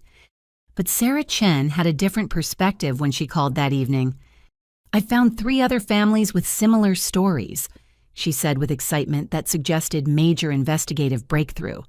"Elderly clients of your brother's law firm who died under suspicious circumstances after transferring significant assets to shell companies he controlled. 3 other families. Helena hadn't been an isolated victim, but part of a pattern of elder abuse that Jake had been executing for years while using his legal expertise to avoid detection." "How did you find them so quickly?" "Professional investigators have resources that private citizens don't," Sarah explained. "Once I identified the pattern of shell companies and financial structures, it was relatively simple to trace similar transactions involving other elderly clients." "Are any of those families willing to come forward?" "2 of them are once they understand they're not alone. Your courage in filing charges has given other families permission to speak out about their suspicions." As I hung up the phone, I realized that Helena's plan had been even more sophisticated than I'd understood. She hadn't just been seeking justice for herself, but creating opportunity for other victims to find their voices and hold professional predators accountable for systematic elder abuse. The media war was far from over, but now I had allies who understood that the real story wasn't about a disturbed woman making false accusations. It was about sophisticated criminals who'd spent years perfecting methods for robbing vulnerable elderly people while destroying anyone who threatened to expose them. Tomorrow, Sarah Chen would begin publishing the truth, and my family's carefully constructed narrative was about to collide with evidence they'd never imagined anyone would discover. Sarah Chen's first article, appeared in the Chicago Tribune 3 days later with a headline that shattered my family's carefully constructed narrative. Pattern of elder abuse emerges in prominent Chicago law firm investigation. The piece detailed systematic financial exploitation of elderly clients by Jake's practice, complete with documentation, expert analysis, and interviews with multiple victim families. I read the article from Patricia Stone's office, amazed by Sarah's ability to transform complex financial crimes into compelling human stories. She'd managed to interview Margaret Walsh, whose 92-year-old mother had died after transferring her life savings to shell companies controlled by Jake's firm. The Walsh family had suspected theft, but lacked resources to challenge expensive lawyers. "Your grandmother wasn't their first victim," Patricia observed, reading over my shoulder. "Jake has been perfecting these techniques for at least 7 years, targeting elderly clients who trusted him with estate planning." The article included quotes from Dr. Michael Torres, a geriatric psychiatrist who specialized in elder abuse cases. The Richardson law firm's pattern suggests sophisticated knowledge of cognitive vulnerabilities in elderly populations. They specifically targeted clients with mild dementia or confusion, using legal expertise to exploit trust relationships. But Sarah's investigation had uncovered something even more disturbing than systematic theft evidence: that Jake's law practice was connected to a broader network of professionals who collaborated in elder abuse schemes. "Look at this section." Patricia pointed to a paragraph detailing Jake's professional relationships. Dr. Richard Hayes, the same psychologist who tried to evaluate you for mental competency, has provided favorable assessments for elderly clients who later transferred assets to Jake's shell companies. Dr. Hayes had been part of their criminal network, using his psychological expertise to manipulate vulnerable elderly people while providing legal cover for their exploitation. The same man who'd tried to declare me mentally incompetent had been collaborating with my family for years. My phone buzzed with an incoming call from an unknown number. I'd been avoiding media contacts since Sarah's article published, but something about this caller ID made me answer. "Miss Richardson, this is Detective Amanda Foster with the Financial Crimes Division. I'd like to schedule a meeting to discuss your family's activities and your cooperation with our expanded investigation." Financial Crimes Division.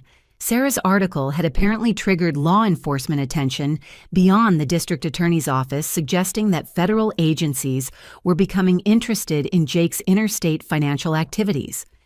"What kind of expanded investigation?" I asked, gesturing for Patricia to listen in.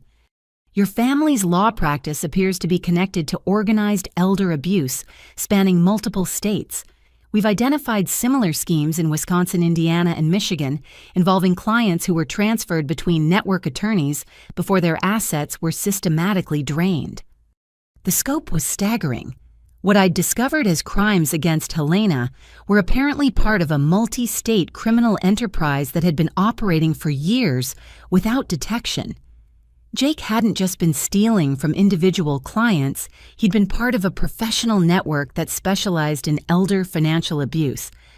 "We'd like you to testify before a federal grand jury about your grandmother's case and your family's intimidation tactics," Detective Foster continued. "Your cooperation could help us dismantle an entire network of professionals who've been exploiting vulnerable elderly people." Federal grand jury testimony. The stakes had escalated far beyond family disputes about inheritance to federal prosecution of organized criminal activity. My decision to seek justice for Helena had apparently exposed crimes that extended across state lines and involved dozens of victims. After scheduling my meeting with Detective Foster, I called Sarah Chen to thank her for the investigation that had triggered federal attention. "Don't thank me yet," she replied with excitement that suggested major developments. "I've been contacted by former employees of your brother's law firm who want to provide information about internal operations. Tomorrow's article will detail how they systematically identified and targeted elderly clients for exploitation." Former employees willing to testify suggested that Jake's criminal activities were well known within his law practice, possibly involving entire staff in coordinated elder abuse. People who'd participated in or witnessed their crimes were apparently ready to cooperate with investigations in exchange for immunity or reduced charges. "There's something else you should know," Sarah added. "I've been contacted by families in 4 other states with similar stories about network attorneys. Your decision to come forward has created a cascade effect. People who thought they were alone are discovering they're part of a much larger pattern." That evening, as I prepared for bed in my apartment, I reflected on the surreal journey from family humiliation to federal criminal investigation. 3 weeks ago, I'd been a marketing coordinator whose biggest concern was workplace deadlines and student loan payments. Now I was a key witness in a multi-state investigation of organized elder abuse. My phone rang with yet another unknown caller, but this time the voice was familiar and devastating. "Hello, sister." Jake's tone carried none of his usual false warmth, replaced by cold calculation that made my blood freeze. "Congratulations on your media success. You've certainly created quite a stir." "Jake," I said, surprised by my own steadiness, "I assume you're calling to offer another settlement." "Actually, I'm calling to inform you about new evidence that's come to light regarding your mental health history. Evidence that will completely destroy your credibility as a witness." The threat was delivered with surgical precision designed to terrify me about unknown vulnerabilities they discovered or fabricated. "What evidence?" "Psychiatric hospitalizations during college that you've concealed from investigators, medical records documenting your history of depression, anxiety, and paranoid episodes, academic records showing failing grades and erratic behavior patterns." My college years had included normal struggles with adjustment and occasional anxiety, but nothing approaching the serious mental health issues he was describing. They were apparently fabricating medical histories to support their character assassination campaign. "Those records don't exist because those events didn't happen," I replied, though doubt crept into my voice despite my certainty about my own history. "Don't they?" Jake's laugh carried malicious satisfaction. "Medical records can be quite convincing, especially when supported by testimony from concerned family members who witnessed your deteriorating condition. Dr. Hayes has been particularly helpful in documenting your psychological instability." The realization hit me like a physical blow. They weren't just fabricating current mental health concerns, but creating entirely false medical histories to destroy my credibility retroactively. Dr. Hayes' involvement suggested they had professional assistance in manufacturing convincing documentation. "Your federal grand jury testimony will be quite interesting," Jake continued, "when defense attorneys present evidence of your documented psychiatric treatment for delusional thinking and paranoid accusations against family members. Juries tend to be skeptical of witnesses whose medical records indicate chronic mental instability." "That's perjury," I said, grasping for legal concepts that might apply to their fabrication of medical records. "Prove it," Jake challenged coldly. "Medical records are complex, institutional memories are unreliable, and concerned family members have documented your concerning behavior patterns for years. Good luck convincing federal investigators that an entire medical establishment has conspired to frame you." After he disconnected, I sat in my apartment feeling more isolated and vulnerable than ever before. They'd escalated beyond intimidation to active fabrication of evidence designed to destroy my credibility as a federal witness. The sophistication of their criminal defense suggested resources and connections I hadn't fully appreciated. But when I called Patricia Stone to report Jake's threats, her response surprised me with its confidence. "They're getting desperate," she observed. "Fabricating medical records is a federal crime that's relatively easy to detect with proper investigation. They're gambling that intimidation will prevent you from testifying, but they're actually creating additional evidence of obstruction of justice. What if they've convinced medical institutions to support false records? Then they've involved more people in criminal conspiracy, which gives federal investigators additional leverage, for building cases against the entire network. Every lie they tell creates another vulnerability for prosecutors to exploit. Patricia's calm confidence helped restore my perspective about the real balance of power. Helena had given me evidence of their crimes that was supported by their own voices and documented financial transactions. Their desperate fabrication of medical records suggested they understood their legal position was deteriorating rapidly. "Detective Foster wants to meet tomorrow morning," I told Patricia. "Should I be concerned about federal investigators believing their false medical claims?" "Federal agents are trained to detect exactly these kinds of intimidation tactics," Patricia assured me. "Your family's escalating desperation is actually helping prosecutors understand the scope of their criminal activities and the lengths they'll go to avoid accountability." As I tried to sleep that night, I thought about Helena's final words on her recording, her absolute faith that I would seek justice regardless of personal consequences. She'd understood that fighting sophisticated criminals required courage to endure their most vicious attacks. Tomorrow I would meet with federal investigators and provide testimony that could help dismantle an entire network of professionals who'd spent years exploiting vulnerable elderly people. My family's threats and fabricated evidence were proof that Helena's plan was working exactly as she'd intended. They wanted to destroy my credibility. They were about to learn that truth supported by evidence was more powerful than lies supported by intimidation. The FBI field office in downtown Chicago buzzed with activity when I arrived for my federal grand jury preparation meeting. Detective Foster introduced me to Special Agent Karen Rodriguez, whose Financial Crimes Division had been investigating interstate elder abuse networks for over 2 years. "Your family's case has provided the breakthrough we've been seeking," Agent Rodriguez explained as we settled in a secure conference room. "The recordings your grandmother made have given us probable cause for search warrants and financial investigations that were impossible before we had direct evidence of criminal conspiracy." The scope of their investigation was staggering. Multiple task forces coordinating across 6 states' forensic accountants, analyzing complex financial networks and cooperation agreements with families in dozens of elder abuse cases. My decision to seek justice for Helena had apparently triggered the largest elder financial abuse investigation in FBI history. "We executed simultaneous search warrants this morning." Agent Rodriguez continued producing photographs that made my hands shake. "Your family's homes, offices, and financial institutions have all been secured while forensic teams catalog evidence." The photographs showed FBI agents carrying boxes of documents from Jake's law office computer equipment from my parents' house and financial records from banks where my family had maintained accounts. The coordinated raids had clearly caught them completely off guard. Jake's office appeared to have been abandoned mid-meeting with legal files scattered across conference tables. "What did you find?" I asked, though the scope of federal involvement suggested they'd discovered evidence far beyond what Patricia Stone and I had uncovered.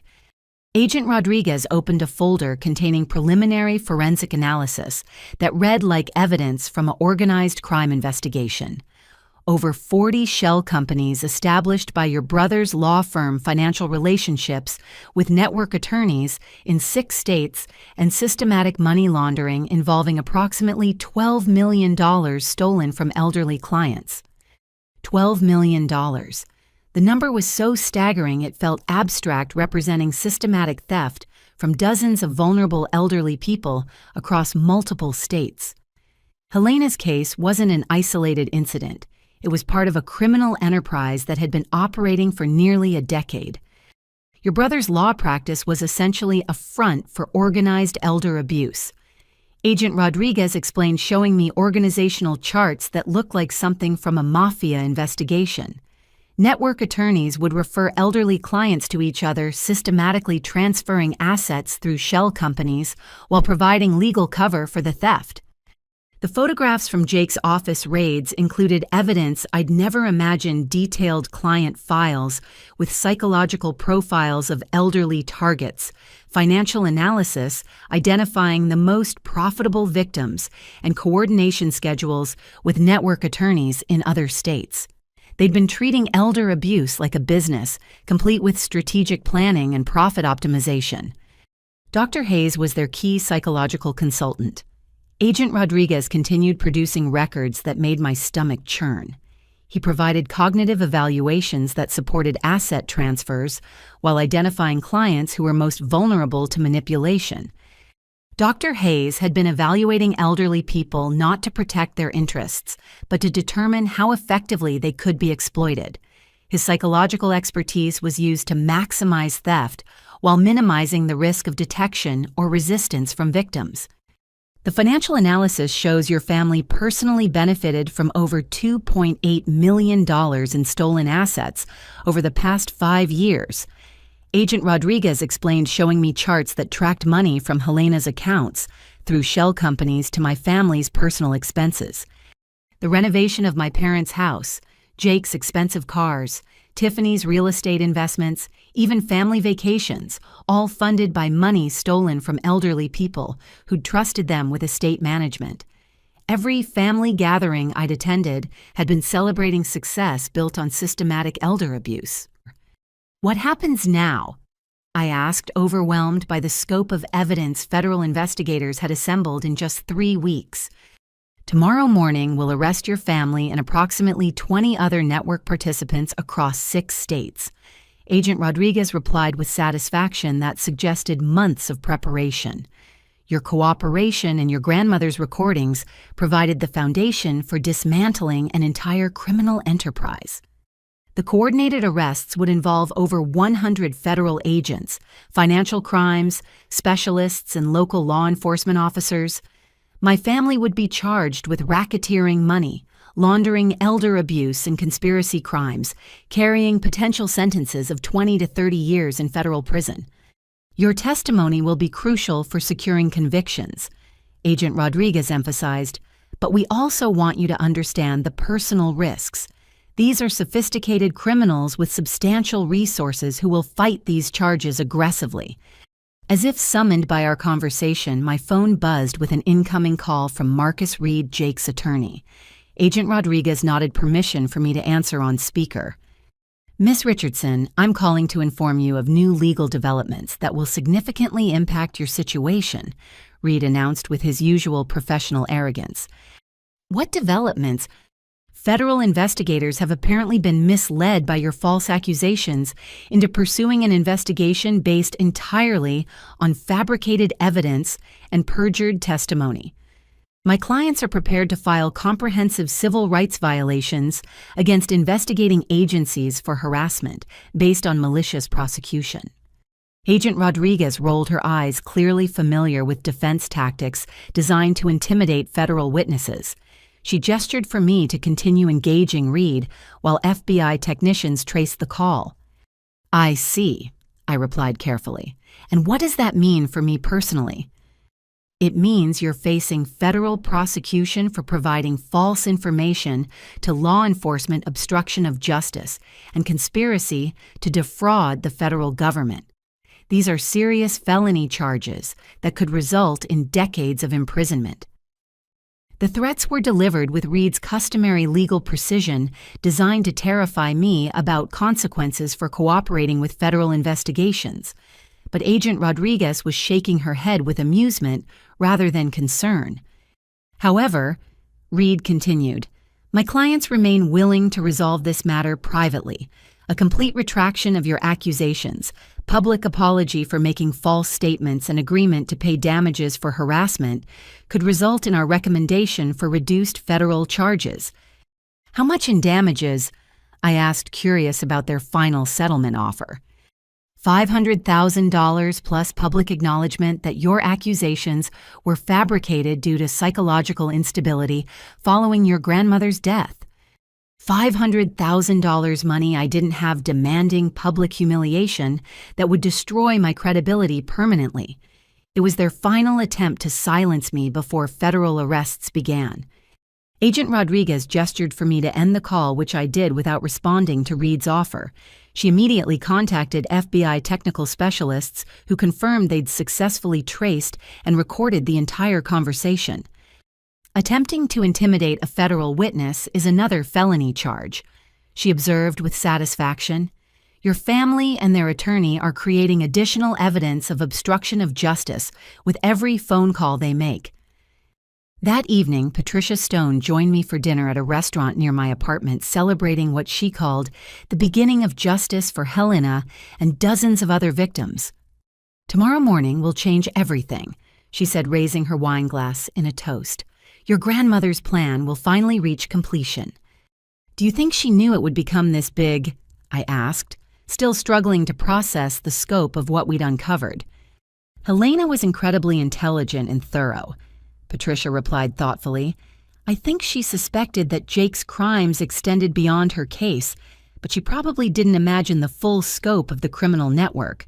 Her primary goal was protecting you while ensuring justice for herself. As we finished dinner, Sarah Chen called with news that her next article would detail the federal raids and upcoming arrests. This story is going national, she announced excitedly. Network news organizations are requesting interviews, and elder advocacy groups are calling this case a watershed moment for prosecuting systematic elder abuse. National news coverage meant my family's crimes would become public knowledge across the country, destroying their reputations and professional standing permanently. But more importantly, it meant other elderly victims and their families would learn they weren't alone in facing sophisticated criminal networks. Walking back to my apartment that night, I reflected on the journey from family humiliation to federal criminal investigation. 3 weeks ago, I'd felt powerless and isolated, intimidated by people I'd trusted my entire life. Tomorrow, those same people would be arrested by federal agents and charged with crimes carrying decades of imprisonment. Helena had given me more than evidence. She'd given me the tools to seek justice, not just for herself, but for dozens of elderly victims who'd suffered similar exploitation. Her final gift wasn't money or property, but the opportunity to ensure that sophisticated criminals faced consequences for their choices. As I prepared for bed, I thought about tomorrow's arrests and the trials that would follow. My family's intimidation campaign had failed, their fabricated evidence had been exposed, and their criminal network was about to be dismantled by federal investigators. They'd spent years perfecting methods for exploiting vulnerable elderly people while destroying anyone who threatened their schemes. Tomorrow they would learn that Helena had prepared one grandchild who couldn't be bought, intimidated, or silenced. Justice for Helena was finally beginning. The news broke at 6 o'clock in the morning with helicopter footage of FBI agents arresting my family in coordinated raids across Chicago. I watched from Patricia Stone's office as Jake was led away in handcuffs from his law firm while my parents were taken from their home in suburban Oak Brook. Tiffany's arrest at her real estate office was particularly dramatic, with agents interrupting a client meeting to place her in federal custody. 23 arrests across 6 states. Agent Rodriguez announced when she called with updates. The entire network has been dismantled simultaneously to prevent destruction of evidence or coordination between defendants. The scope was breathtaking.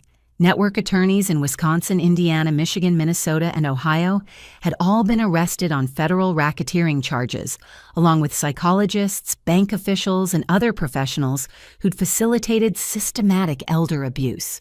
Dr. Hayes had been arrested at his office while attempting to shred patient files that contained evidence of his collaboration with the criminal network. Sarah Chen's article appeared online within hours of the arrests, detailing the investigation and providing background on the sophisticated methods network members had used to exploit elderly clients. Her piece included interviews with victim families who'd suspected theft but lacked resources to challenge expensive lawyers and corrupt professionals. This appears to be the largest elder financial abuse prosecution in federal history. Sarah quoted FBI spokeswoman Director Patricia Coleman. The network's sophisticated methods and interstate coordination required extensive federal resources to investigate and prosecute effectively. By midday, my phone was ringing constantly with interview requests from national news organizations. CNN, Fox News, NBC, and CBS all wanted exclusive interviews with the woman whose courage had exposed systematic elder abuse affecting hundreds of victims. I declined most requests but agreed to speak with 60 Minutes for a comprehensive investigation of elder abuse networks. The arraignment hearings began that afternoon in federal court, where I witnessed my family's first public acknowledgement that their situation had become desperate, beyond their most pessimistic expectations. Jake appeared before Judge Margaret Thompson wearing orange jail clothing instead of his usual expensive suits, while Marcus Reed struggled to present bail arguments for defendants charged with racketeering and money laundering. Your Honor, my client has deep community ties and poses no flight risk. Reed argued with noticeably less confidence than he'd displayed during our previous encounters. Mr. Richardson has maintained a successful law practice in Chicago for over 15 years and has strong family connections that ensure his appearance for trial. Federal prosecutor David Martinez presented a different perspective, with evidence that made my family's situation seem hopeless. Your Honor, Mr. Richardson is the alleged leader of a multi-state criminal enterprise that has stolen over $12 million from elderly victims. His law practice was essentially a front for organized elder abuse, and his extensive financial resources create substantial flight risk. The bail hearing provided my first opportunity to see my family's reaction to federal prosecution. Jake maintained his professional composure, but I could see desperation in his eyes as he realized that federal charges carried mandatory minimum sentences that state charges didn't. My parents appeared completely overwhelmed by proceedings they couldn't control or manipulate through personal connections. Judge Thompson set bail at $2 million for each defendant, amounts designed to ensure their detention while preventing family assets from being used to flee the country. These charges involve sophisticated financial crimes with substantial victim impact, she explained. Defendants will remain in federal custody pending trial preparation. Federal custody meant my family would spend months in jail before their trial began, unable to coordinate their defense or continue their intimidation campaign against witnesses. The federal system provided protections for victims that state courts couldn't match.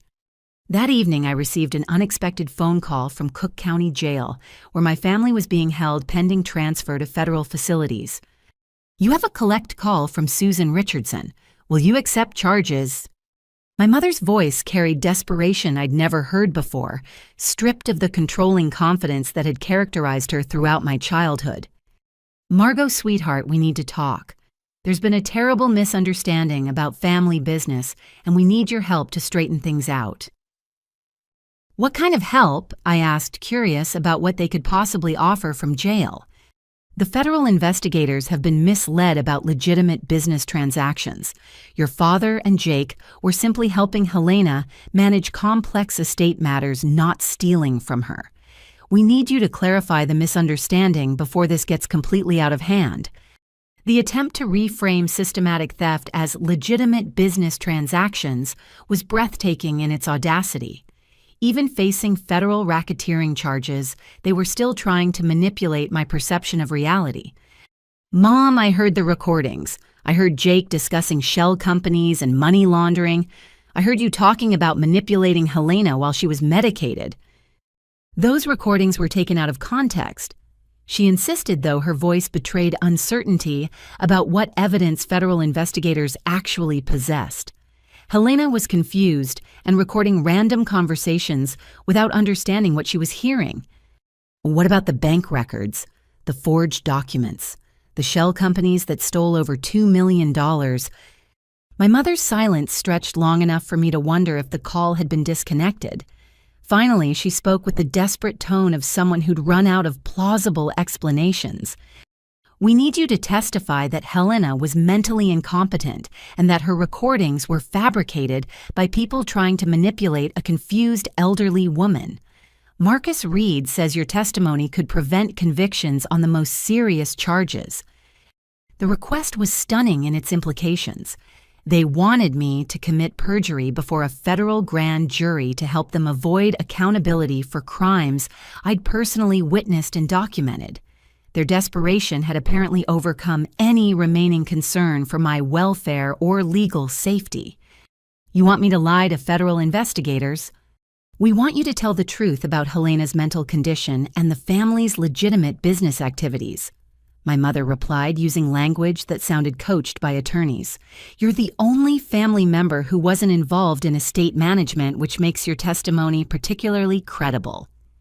The irony was perfect. My distance from their crimes, which Helena had identified as my protection, was now what made me valuable as a potential defense witness willing to commit perjury on their behalf.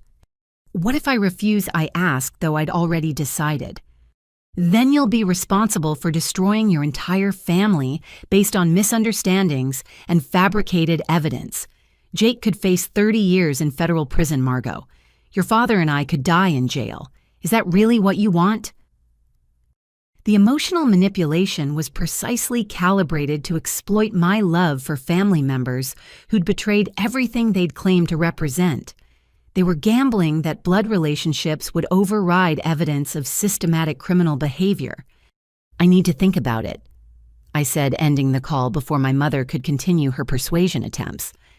But I'd already made my decision during the first week after Helena's death. I would seek justice for her and for dozens of other elderly victims regardless of personal consequences or family pressure. Their desperate attempts to recruit me for perjury only confirmed that federal prosecutors had assembled evidence sufficient for convictions.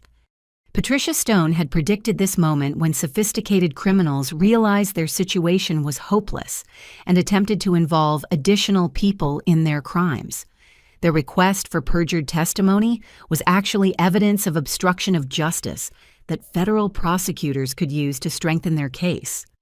Tomorrow I would testify before the federal grand jury and provide evidence that would help ensure convictions for systematic elder abuse. My family's desperation was proof that Helena's plan had succeeded beyond her most optimistic expectations. They'd spent years exploiting vulnerable elderly people while destroying anyone who threatened their schemes. Now they would face consequences in a federal system designed to hold sophisticated criminals accountable for their choices. Justice for Helena was no longer a hope, it was a certainty. The federal grand jury testimony took place in a secure courthouse facility designed specifically for high-profile organized crime cases. I spent 3 hours providing detailed evidence about Helena's investigation, my family's crimes, and their systematic intimidation campaign designed to prevent prosecution. The grand jurors asked thoughtful questions that demonstrated their understanding of the sophisticated methods my family had used to exploit elderly victims.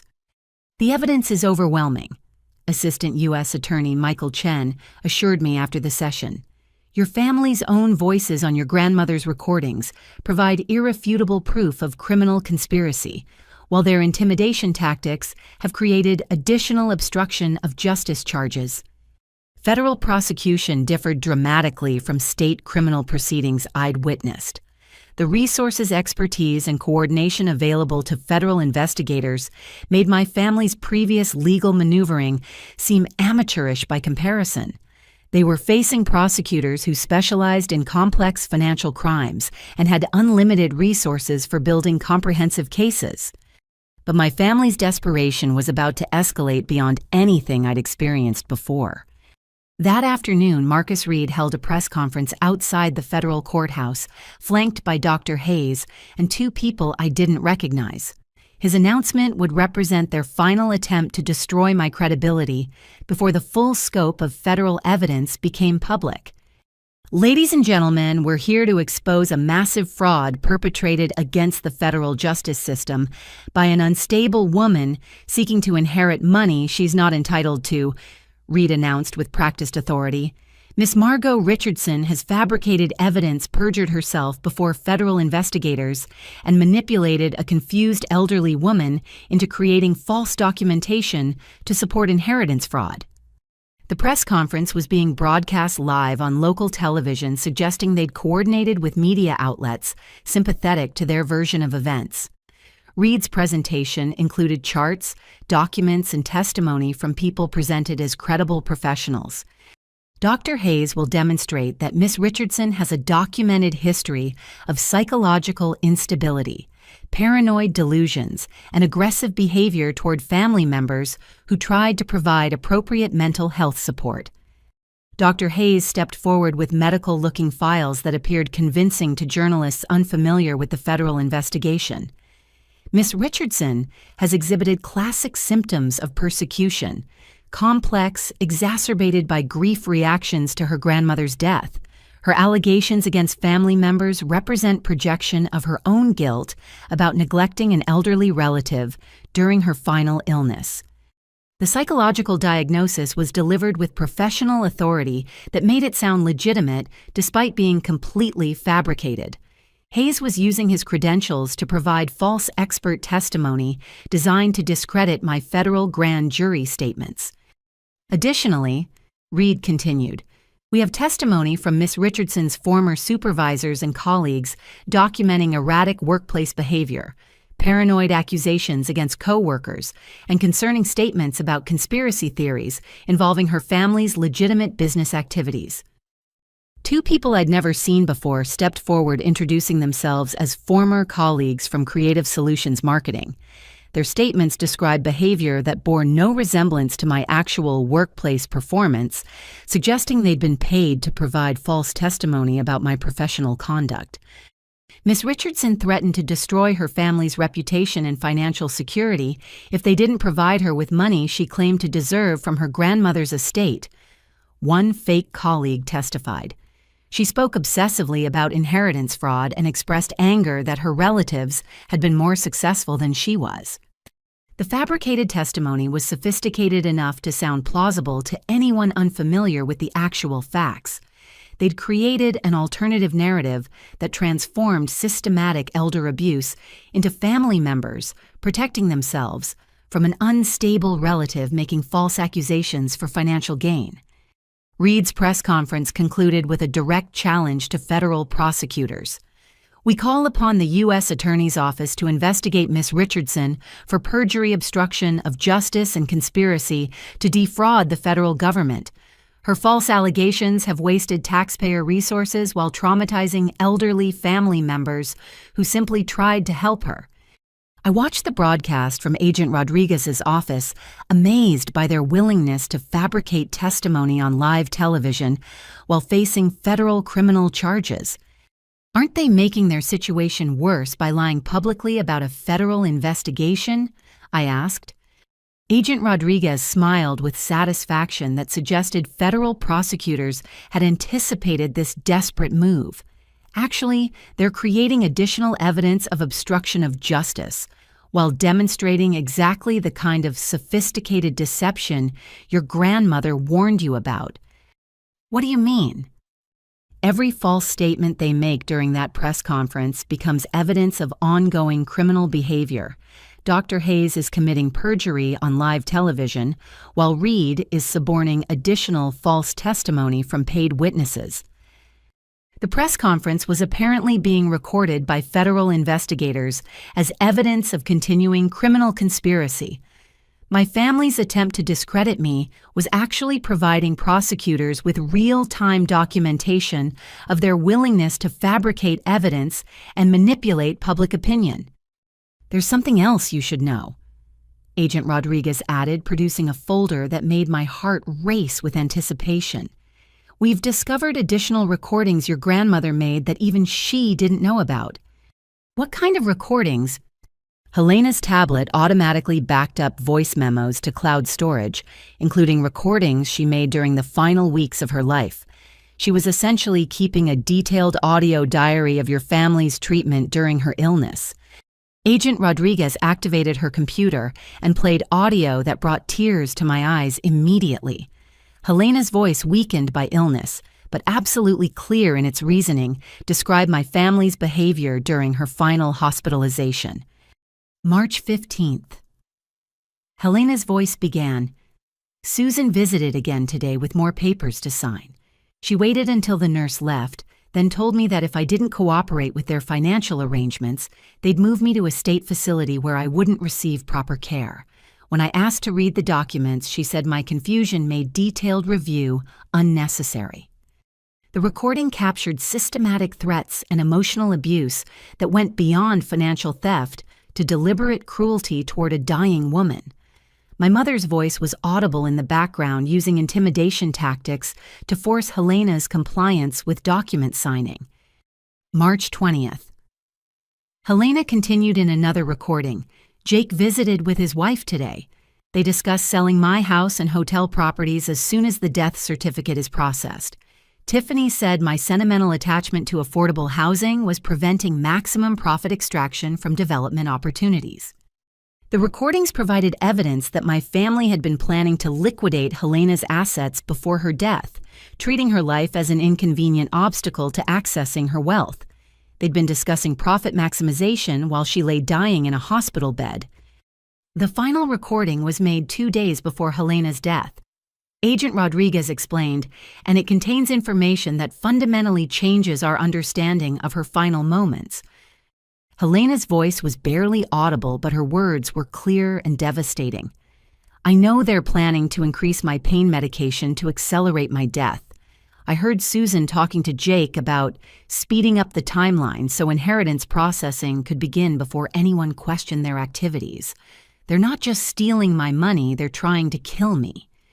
The accusation hung in the air like a physical presence.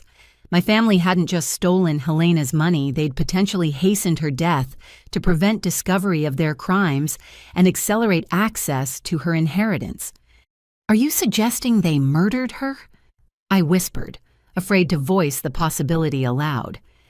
"We're investigating that possibility," Agent Rodriguez replied grimly. "Helena's medical records show pain medication levels that exceeded prescribed dosages during her final week, and hospital staff noted unusual family interest in medication schedules." Murder.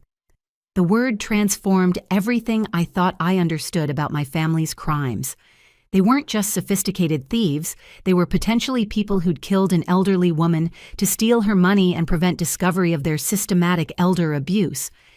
The medical examiner is conducting additional analysis of Helena's tissue samples, Agent Rodriguez explained.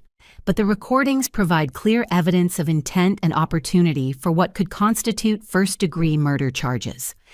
As I absorbed the possibility that my family had murdered Helena, I felt something shift inside me that went beyond anger or grief to absolute determination that they would face consequences for every crime they'd committed. Helena hadn't just given me evidence of theft, she'd potentially documented her own murder, while providing tools for her killers to be held accountable. Her final gift was ensuring that justice would be comprehensive and inescapable. They'd spent years exploiting vulnerable elderly people while destroying anyone who threatened their schemes. Now they would face prosecution for murder, racketeering, elder abuse, and every other crime they'd committed in their pursuit of wealth. Justice for Helena was no longer about money or inheritance. It was about ensuring that sophisticated killers faced the death penalty they'd inflicted on others. The murder charges were filed 6 weeks later, after forensic analysis confirmed that Helena had been systematically poisoned with pain medication doses that gradually increased beyond therapeutic levels. Dr. Catherine Murphy, the forensic pathologist who conducted the analysis, testified that Helena's death wasn't natural, but resulted from deliberate medication overdoses administered over several days. The tissue samples show concentration levels consistent with intentional poisoning rather than medical error or accidental overdose, Dr. Murphy explained during the preliminary hearing. Someone with access to Mrs. Richardson's medication systematically increased dosages while monitoring her declining condition. My family faced federal murder charges in addition to racketeering, elder abuse, and money laundering. The death penalty was a possibility for Jake, who prosecutors identified as the criminal enterprise's leader, while my parents and Tiffany faced life imprisonment without parole. The trial began 8 months later in federal court before Judge Patricia Coleman, who specialized in organized crime cases. Media coverage was extensive, with Court TV providing daily broadcast updates about what newspapers called the largest elder abuse prosecution in American history. I testified for 3 days about Helena's investigation, my family's crimes, and their systematic intimidation campaign.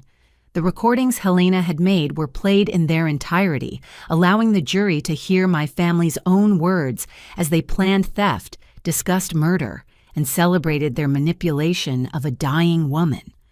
Ladies and gentlemen of the jury, Federal Prosecutor Maria Santos said during opening arguments, "You will hear the defendants in their own voices plotting to steal from, intimidate, and ultimately murder an elderly woman who trusted them with her life and financial security."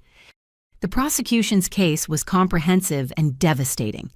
FBI forensic accountants detailed the $12 million stolen across 6 states, while medical experts explained how Helena had been systematically poisoned during her final weeks. Former network attorneys testified about the sophisticated methods used to target and exploit elderly victims. My family's defense strategy focused on discrediting my testimony and portraying Helena as a confused elderly woman whose recordings captured misunderstood conversations. Marcus Reed argued that grief had caused me to misinterpret normal family financial discussions as evidence of criminal conspiracy.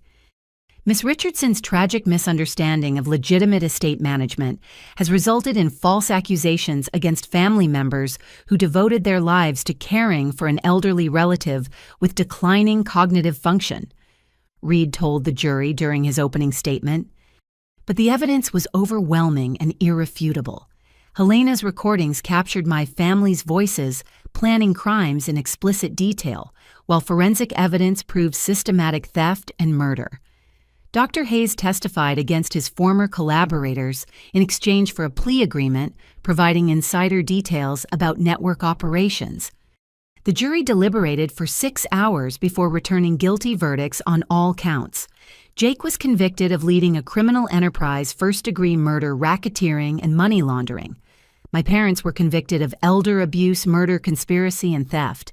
Tiffany was convicted of money laundering and conspiracy charges.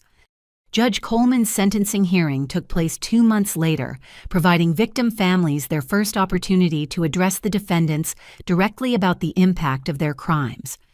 Margaret Walsh spoke about her mother's confusion and fear during her final months as Jake's network systematically drained her life savings. "My mother died believing she was a burden on her family because she couldn't understand why her money was disappearing. Your greed stole not just her savings, but her dignity and peace of mind."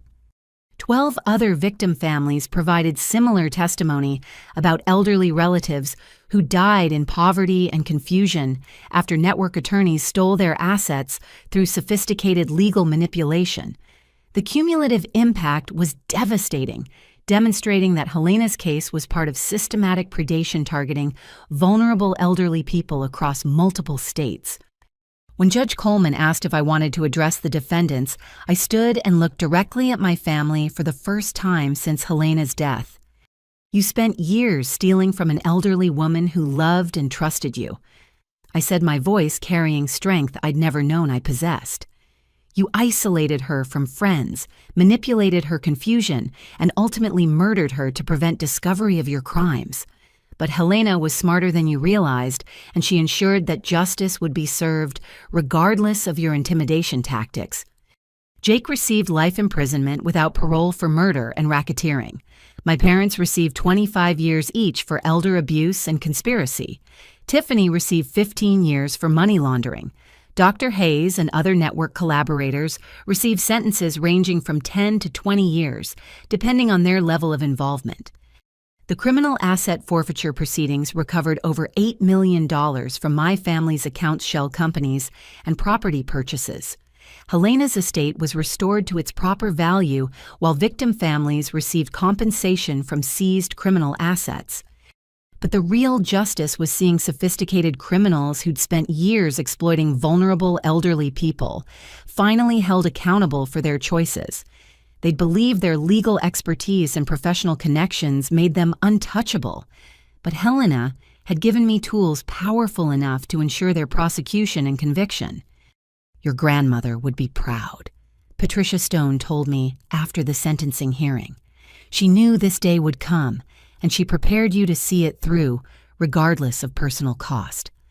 Sarah Chen's book about the case became a bestseller that raised national awareness about elder financial abuse and led to federal legislation strengthening protections for vulnerable elderly people. The Helena Richardson Elder Protection Act created national databases for tracking suspicious financial activities and required mandatory reporting of potential elder abuse by legal and medical professionals. 6 months after the trial concluded, I stood in Helena's garden shed one final time before selling the property. The wooden chest where she'd hidden my childhood treasures now contained thank you letters from elderly people and their families who'd been protected by the new legislation inspired by her courage. Helena had given me more than an inheritance. She'd given me the opportunity to transform personal tragedy into protection for others facing similar exploitation. Her final gift was proof that one person's courage could create change that protected countless future victims. As I locked the shed for the last time, I felt her presence, like a gentle touch on my shoulder. She'd kept her promise to ensure justice was served, while teaching me that true strength meant protecting others who couldn't protect themselves. The naive woman who'd walked into that law office for Helena's will reading was gone, replaced by someone who understood that love sometimes requires holding people accountable for their actions, regardless of family relationships or personal cost. Helena's legacy lived on in every elderly person, protected by legislation bearing her name, and in every family that would never experience the betrayal and exploitation that had defined her final years. Justice for Helena was complete, but her protection of others would continue forever. 18 months after my family's conviction, I stood in the lobby of the Helena Richardson Center for Elder Protection, watching our team of investigators, social workers, and legal advocates help another family whose elderly father had been targeted by financial predators. Our Chicago facility, operated out of one of Helena's former hotels, transformed into a comprehensive resource center for elder abuse victims and their families. The center provided free legal representation for elderly victims of financial abuse, investigative services to uncover complex fraud schemes, and support groups for families dealing with the trauma of betrayal by trusted relatives or professionals. We'd helped over 300 families in our first year, preventing millions of dollars in theft while holding dozens of criminals accountable for their actions. Patricia Stone served as our Director of Investigations, using her expertise to train a new generation of professionals who specialized in elder financial crimes. Her team included former FBI agents, forensic accountants, and social workers who understood the sophisticated methods predators used to exploit vulnerable elderly people. The Richardson case created a blueprint for investigating organized elder abuse. Patricia explained to visiting law enforcement officials during their tour of our facilities. Helena's recordings demonstrated the importance of documentation, while Margot's courage showed that victims' families can successfully challenge even the most sophisticated criminal networks. Sarah Chen had become our communications director, using her investigative journalism background to raise public awareness about elder abuse, while educating families about warning signs of financial exploitation. Her work with national media outlets had helped establish elder protection as a priority issue for federal law enforcement agencies. Every month, we receive calls from families who recognize patterns they've seen in media coverage of the Richardson case, Sarah told the visiting officials. Helena's story gave people permission to trust their instincts when something seemed wrong with their elderly relatives' financial situations. The Helena Richardson Foundation had distributed over $5 million in grants to elder protection organizations across the country, funding research into prevention methods while supporting legal advocacy for vulnerable populations. We'd established satellite offices in 6 states, partnering with local organizations to create comprehensive networks of protection and support. But our most important work involved individual families like the Johnsons, whose 78-year-old father had been targeted by a network similar to Jake's operation. Mrs. Johnson sat in our conference room with tears streaming down her face as she described watching her father's confusion and fear during his final months. Dad kept saying that money was disappearing from his accounts, but his lawyer told us it was normal confusion from his dementia. She explained, "We believed the professional instead of trusting our father's concerns." Our investigation had uncovered systematic theft by the father's attorney who'd been transferring assets to shell companies while convincing family members that their father's complaints were symptoms of cognitive decline. The pattern was identical to Helena's case exploitation of trust relationships, combined with manipulation of family members who wanted to believe their elderly relative was receiving professional care. "Your father was right to be concerned," I told Mrs. Johnson gently. "Elderly people often retain financial awareness even when other cognitive functions decline. His complaints weren't confusion, they were accurate reporting of crimes being committed against him." Working with elder abuse victims had taught me that Helena's experience wasn't unique. Thousands of elderly people face similar exploitation by family members, legal professionals, and medical providers who viewed cognitive decline as business opportunity rather than tragedy requiring protection and support. The center's support groups provided space for families to process the trauma of discovering that trusted relatives or professionals had been systematically stealing from vulnerable elderly people. The betrayal often created damage that extended far beyond financial loss to fundamental questions about trust, family loyalty, and the safety of aging in America. "The hardest part isn't the money," explained Robert Martinez, whose mother had lost her life savings to a nephew who'd convinced her to invest in fraudulent schemes. "It's knowing that someone she loved and trusted was planning to rob her while pretending to care about her welfare." I understood his pain completely. My journey from family humiliation to elder advocacy had taught me that money could be recovered, but trust destroyed by systematic betrayal created wounds that never completely healed. The center's counseling services helped families rebuild their capacity for healthy relationships while processing the trauma of discovering criminal behavior by people they'd loved. The legislative impact of Helena's case continued expanding as more states adopted comprehensive elder protection laws modeled on federal standards we'd helped develop. The Helena Richardson Elder Protection Act had become the foundation for systematic reform of how legal, medical, and financial institutions handled elderly clients with cognitive vulnerabilities. Your grandmother's courage has protected thousands of elderly people who will never know her name, Patricia told me during our annual memorial service in Helena's honor. Her decision to document criminal behavior and trust you with justice created ripple effects that continue expanding every day.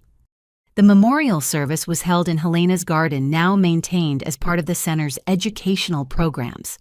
Families who'd been helped by our organization gathered to honor the woman whose final months of systematic abuse had created comprehensive protection for others facing similar exploitation.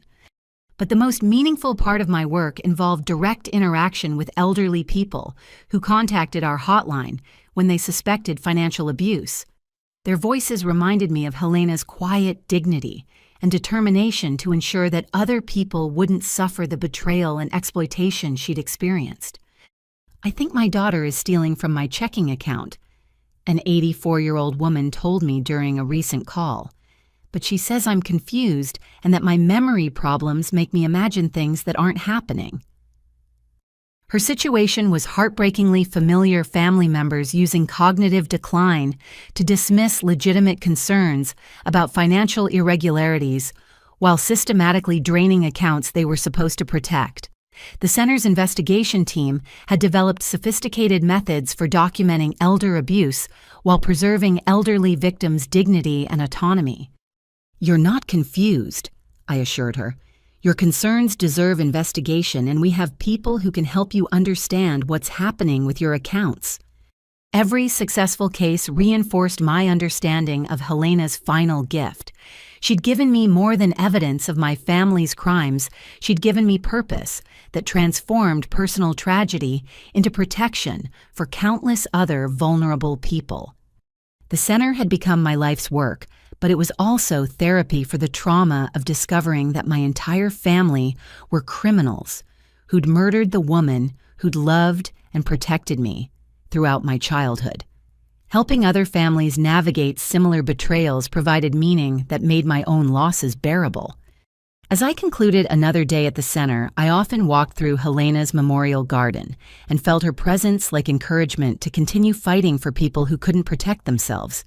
Her legacy lived in every elderly person who maintained financial security because our advocates had detected predatory behavior before serious damage occurred. The naive marketing coordinator who'd walked into that law office 18 months ago was gone, replaced by someone who understood that true strength meant using privilege and resources to protect others from the exploitation she'd witnessed firsthand. Helena had prepared me for this work without either of us understanding the full scope of what would be required. But she'd been right about one crucial thing. Justice delayed wasn't justice denied when someone had the courage to fight for it, regardless of personal cost. Her faith in my integrity had created protection for thousands of elderly people who would live with dignity and security because one woman had refused to let systematic abuse continue unchallenged. I often wondered what Helena would think about the center that bore her name and the legislation that honored her memory. I believe she'd be proud that her suffering had created meaningful protection for others, but she'd probably be most satisfied knowing that sophisticated criminals could no longer exploit vulnerable elderly people without facing consequences. Her final words on the recordings echoed in my memory during difficult days. "Margot will discover the truth because she's the only family member with integrity. And when she does, you'll finally face consequences for treating an elderly woman like a bank account you're entitled to drain." She'd been right about everything: my integrity, my determination, and the justice that would eventually be served. But her greatest gift was teaching me that love sometimes requires holding people accountable for their actions, even when those people share your DNA and claim to represent family values. Standing in Helena's garden as twilight settled over Chicago, I felt grateful for the opportunity to transform personal tragedy into protection for others. Her courage had created ripple effects that would continue expanding long after everyone involved in the original case had been forgotten. The Helena Richardson Center for Elder Protection would ensure that her legacy lived forever in every elderly person who maintained dignity, security, and autonomy because someone cared enough to fight for their protection. Have you ever wondered if an elderly relative's concerns about money might be more than confusion? Sometimes trusting their instincts can prevent tragedy and hold criminals accountable for exploitation of our most vulnerable citizens. If this story resonated with you, please share it with others who might benefit from understanding that elder abuse can be challenged successfully when families have courage to seek justice. Like this video to help spread awareness about protecting our elderly loved ones. Subscribe for more stories about people who found strength to fight injustice, and comment below about your own experiences with family courage in difficult situations. Thank you for joining Helena's fight for elder protection. Together, we can ensure that love and integrity triumph over greed and exploitation.